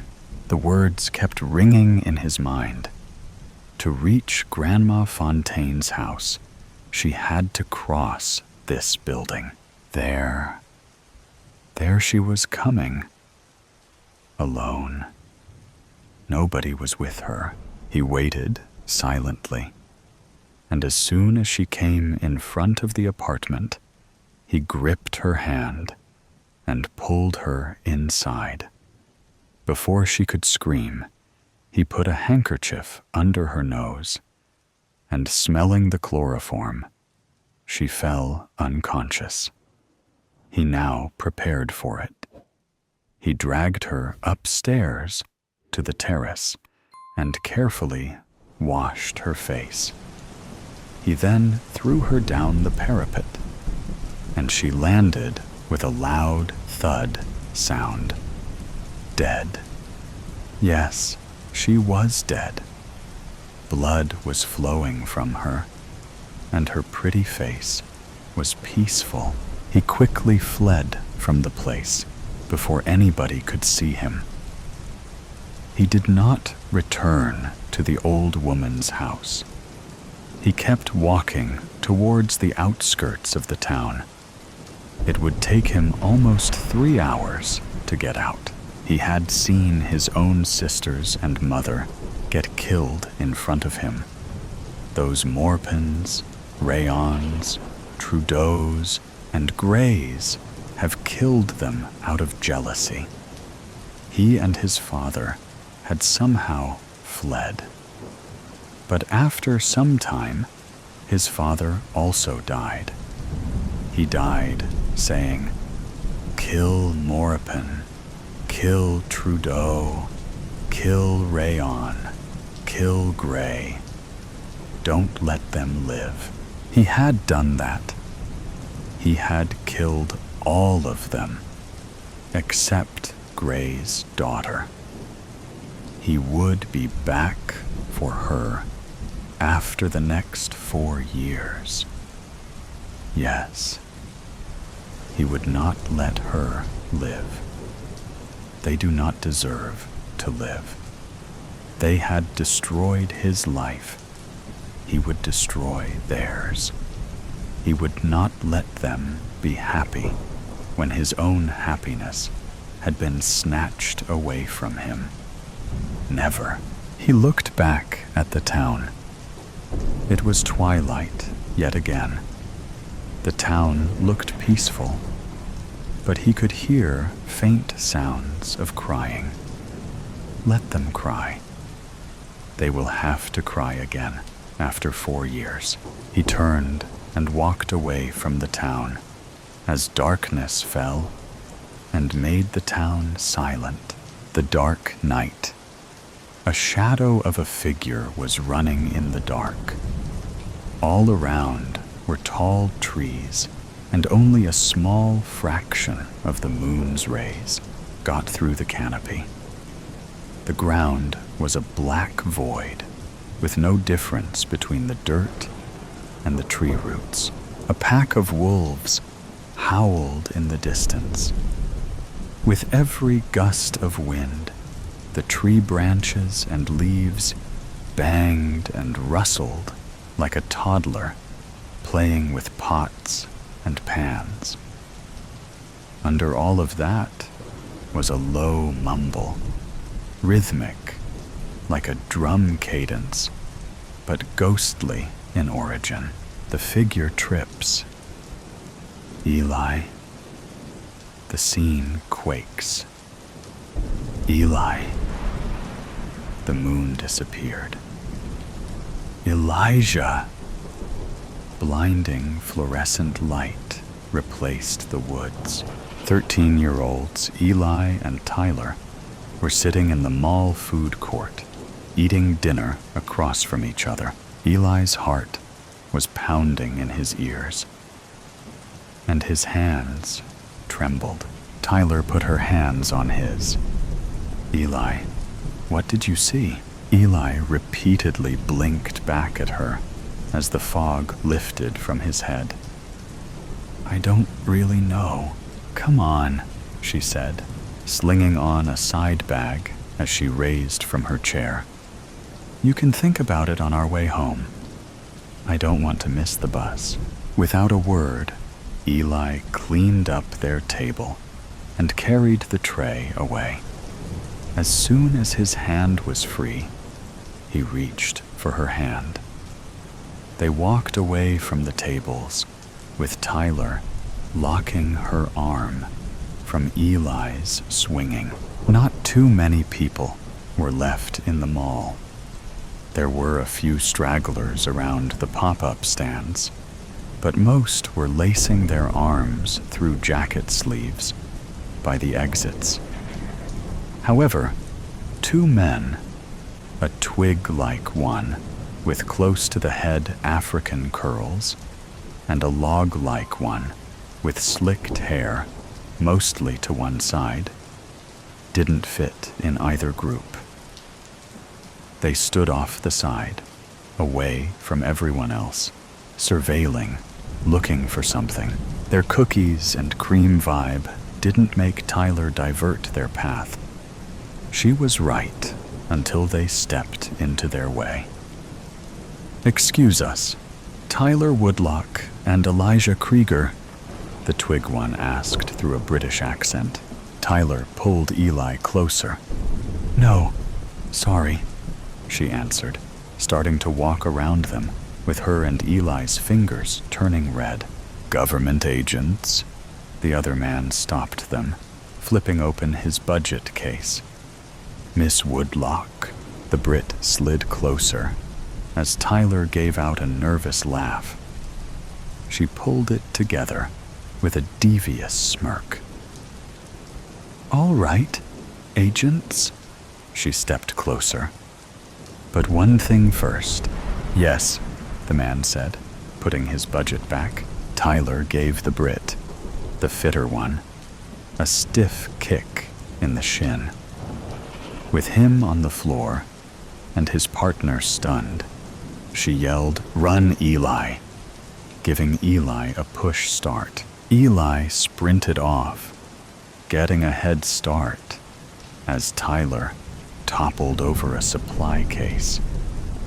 He headed for the loading docks, a path Tyler forced him to memorize for an emergency like this. As ordered, he ran without looking back. He nearly ran off the truck port in his mindset. He jumped down. Falling on his hands, he looked like a frog. He couldn't find the strength to stand, but he walked, half crawled, to the rear of the building. Collapsing against the brick, he took his chance to look back. She wasn't there. He stayed twisted around the corner, waiting for Tyler. All of a sudden, bright light beamed onto him. Drawing Eli's attention, the voice called out, "Stay there!" They boomed like a drill sergeant. He clambered to his feet and did the total opposite as the voice commanded. A stampede of boots followed Eli as he jotted into the wooded area on the other side of the loading lane. The fall night grew darker as he was chased farther in the woods. With every gust of wind, the tree branches and leaves banged and rustled. Their movement shifted and blocked the moon as if in a game of peekaboo. This and the uneven ground made Eli bobble like a pinball. The voice rang out again. "Get him! Don't let him get away." It allured him to look back. A light show of flashlights was going on behind. Even with all the light, however, the people remained shadows. A gopher tunnel tripped Eli up a bit. As he looked up, a pair of amber eyes, low to the ground, stared at him from a few yards away. The progression of howls following the encounter made Eli run fast. He couldn't hear the boots anymore. He would turn his head a few degrees before forcing it straight. The last one sent him flying into the ground. Tyler peered over a row of bushes.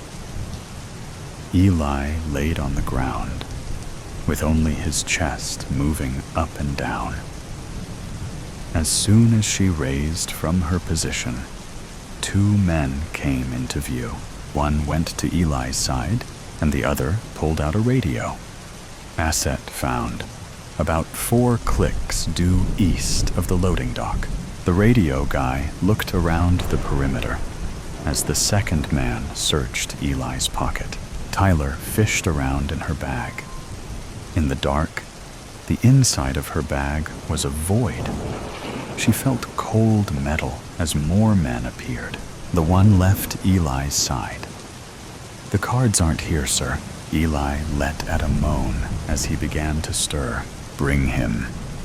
We'll find out soon enough where they are." He turned and started the procession away. Radio and Pocket Man gave each other a glance before Pockets threw Eli over his shoulder. The remaining men followed. Tyler took her hand out of her back. She fell to her knees, with her hands on her face. As the first tears started falling, she wiped them away with her fists clenched. She ran back to the mall, heading towards the parking lot. Her head bubbled back and forth, looking at the cars and people. Losing her structure, she fell back on her knees. She started crying again, right before her ears perked up. Snapping her head around, she saw the two agents from inside. "We lost, ma'am," she heard the agent who threw his badge in her face. They were ready to run. A grin grew across her face. She spined back, with her attention being grabbed by the rear of the car she fell in front of. The license read, CA exempt 387690. She had seen enough of those when the police raided their Romani dwellings. The odds of that being their car, she didn't know. Not did she know the odds of them automatically unlocking it far enough away that she could climb into the trunk before they were close enough to see. The two agents and their unknown guest arrived at their motel on the outskirts of town almost an hour after Eli was taken. The building wasn't too big, just 2 rows with 8 or so doors each. Behind each were a single room and a bath. The agents went first. Tyler waited until she couldn't hear them anymore before pushing out the back row cushion. Sitting on the floor of the car, she watched as they entered a room with the number 6 on the door. She opened the door carefully so she wouldn't hit the next car. In the same manner, she closed it without a sound. She strategically stepped as she reached back into her bag.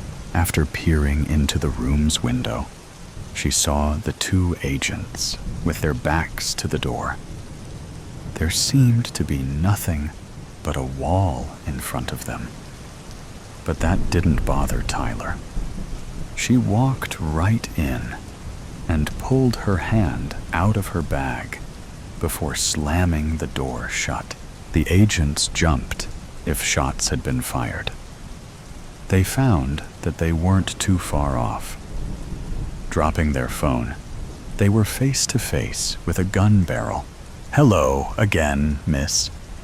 "Woodlock," one agent said through his British accent as they snuck for their weapons. "Don't patronize me," she said, cocking her gun. "Do you think you can pull yours before I shoot the both of you? I've already proved I have grace under pressure." They both bring their hands forward. "What do you want?" the other one asked. "Well, Agent Vincent Petrov, I'm thinking about a trade." Flaunting his arrogant British accent, he asked, "What would you have that we would?" Cutting him off, Tyler pulled out a deck of tarot cards. "Really, I might be a child, but I'm not an idiot." "That still doesn't answer my question," Vincent said. "I want Eli back. Excuse me, even if I believe for a second you're not with the men who took him. You bring him back to me, and you get these no-so-meaningless cards, and we all live happily ever after." The agents gave each a glance. "Let me make this easier. You do this, or I shoot you, and go on my merry way." Eli was groggy, teetering between awake and asleep for the car ride, though no one could tell through the blindfold, nor from his position in the trunk. They had tried his wrists and ankles to stop the little fight he had in him. No kicking, no hitting, no running. More helpless than he was without Tyler. He was asleep when the car stopped, but was jarred awake when one of the men yanked him out. Being bobbled around, his face was red and breathed deeply, trying to keep dinner in. The only relief came when he was dropped to the floor. After the bang of the door, Eli was left to wait once more in the dark. He pulled at his ropes, only stopping when the burning turned into paper-cut sensations. No closer to freedom, he crumbled, stopped straining, stopped fighting, stopped holding it together. Back at the motel, Tyler sat crisscrossed on the first bed from the door, yanking her locket back and forth on its chain. She stared at the agents that sat on the other side of the room. She tried to hear what they were saying, but they put the same effort into the opposite. "What are we going to do, Miles?" Vincent asked. "Play the game." Easier said than done. We know when, where, and a fair idea of by who. The who is what scares me. I would be more scared of the lass if we don't. I agree with Agent Walker. A woman dressed in a white skirt suit with her dark hair in a spiral braid said just inside the room. "Ms. Isles?" Vincent jumped out of his seat. Tyler did the same. She stared at the woman, jotting a glance at the door, then back. No one heard the door open or closed. "Hello, miss." "Woodlock," Ms. Isles said, raising her hand. "Hi," Tyler said, more like a question than snipe, without shaking her hand. "Well, do you want the good news or the bad news?" "Good would be best," Vincent toddled. Isles looked at Tyler. "Find the boy. Bring him back. Finish your original mission," she said through a smile. She began to walk away. She already had her hand on the doorknob before any of them stopped her. "What about the bad news?" Miles shouted. "Work with her, Walker. Work with her," she said, leaving before and without argument.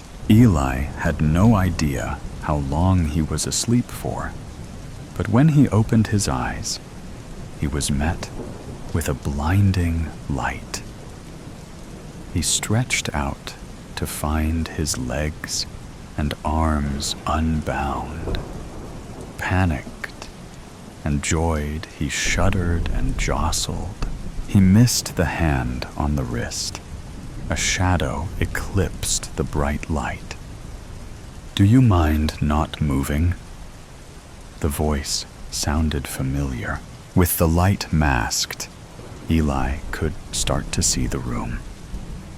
First, the man kneeling in front of him, graying hair, flannel button-up shirt, and placid blue eyes. Then small red spots on the gray cement floor.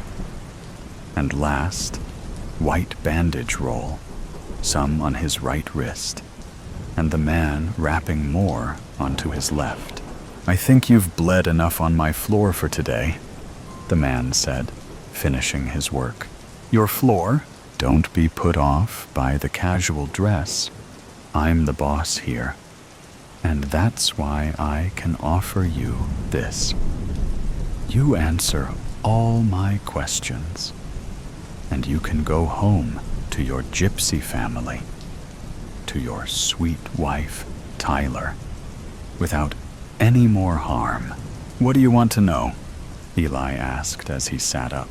"Why don't we start with something simple? Why did you run away from me at the loading docks?" said the man who blared a flashlight in Eli's eyes earlier that night. Vincent sat at the small two-person table, glaring at a street map and a calculator. "How is it going, Vince?" Miles asked, leaning over Vincent's shoulder. "Not great. Knowing that they took Elijah 75 minutes ago, and assuming they stayed within 5 miles per hour of the speed limit, they can be anywhere within and around 50 miles away from the mall. That's a big area. You don't know the half of it." "Miss Woodlock." "Tyler!" she yelled at him. "My name's Tyler." "Tyler." He put his hands up halfway. "Can you give us anything? Car model, direction, anything?" "I was a little busy, trying not to get caught myself. Trying to find you fools. If we try to search all of this," Vincent pulled Miles closer and lowered his voice, "we won't get to him in time." "Don't talk like that," Tyler yelled, with a little cry behind it.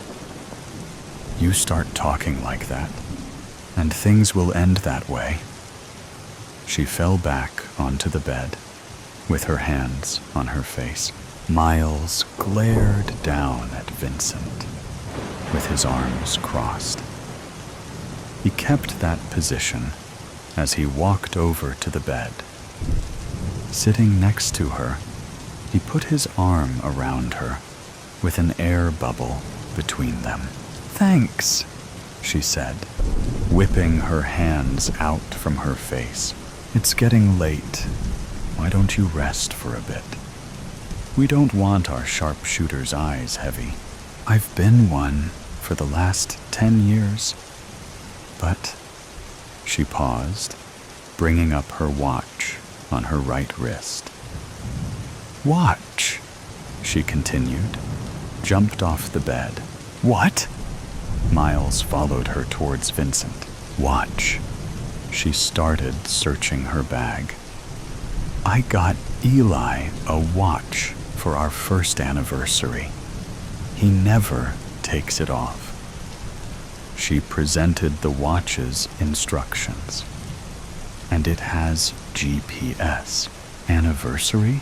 they asked. During their time together, the man asked Eli an array of questions, most about trivial personal things to get Eli relaxed and uncoil from his balled-up position. It was working, too. He was as relaxed as if he was home. His eyes glassed over as the questions droned on. The room faded away. A dark place appeared. A spotlight shines on the center. A glint of metal moved in from the bottom. A gun, revolver, a white hand, a flannel sleeve. The hand snapped the bullet holder back into the gun. It aimed. Destroying the image, the shot fired caused Eli to scream and hold his ear. His ears were still ringing when the man tried to calm him down. Eli saw what he expected was on his own face, on the man's. The man removed Eli's hands. His mouth moved, but Eli couldn't hear it. He yanked himself away. "Why are you asking me all these questions? What do you want?" The man had a blank face.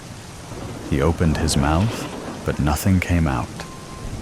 After straightening his shirt, he said, "You have something that belongs to me." "I don't have anything." Eli shuddered. "Not now, but..." He exhaled heavily through his nose. "Tyler gave you something. A set of tarot cards." "I don't know where they are," he stuttered. "Well, it's the last question you have to answer, so give it a good thought. They could be anywhere. In the woods where you chased. Back in the mall where the other two did. With," he said, trying to put the brakes in his mouth. "Sir, you know where they are." No, I don't." "Yes, you do." He pulled a gun from his back waistband. "Tell me." Eli's mouth opened, but the only crashing noises came. The sound made both of them jot their attention towards the door. The man gritted his teeth. The other two. Staring down at his gun, he weighed it in his hand before bringing it down on Eli's head. Eli fell to the floor again. The last thing he saw before the backs of his eyelids was the man's black shoes walking out the door. The black gave way to wisps, at first merging into cacti and sand. They whirled by through the view from a car window. Tyler sat on the opposite side, smiling back. In the front seat sat Miles and Vincent. The whole picture felt loving and had a dream-like glow. It faded into a face full of fabric. Before he could freak out like his earlier ones, a hand touched his shoulder. "You're all right now. You're safe," Tyler cooed. In a quick movement, Eli raised to hug her, nearly bringing them to the floor. Regaining her structure, she hugged back. In their embrace, Eli missed Miles and Vincent standing off to the side, smiling down at them.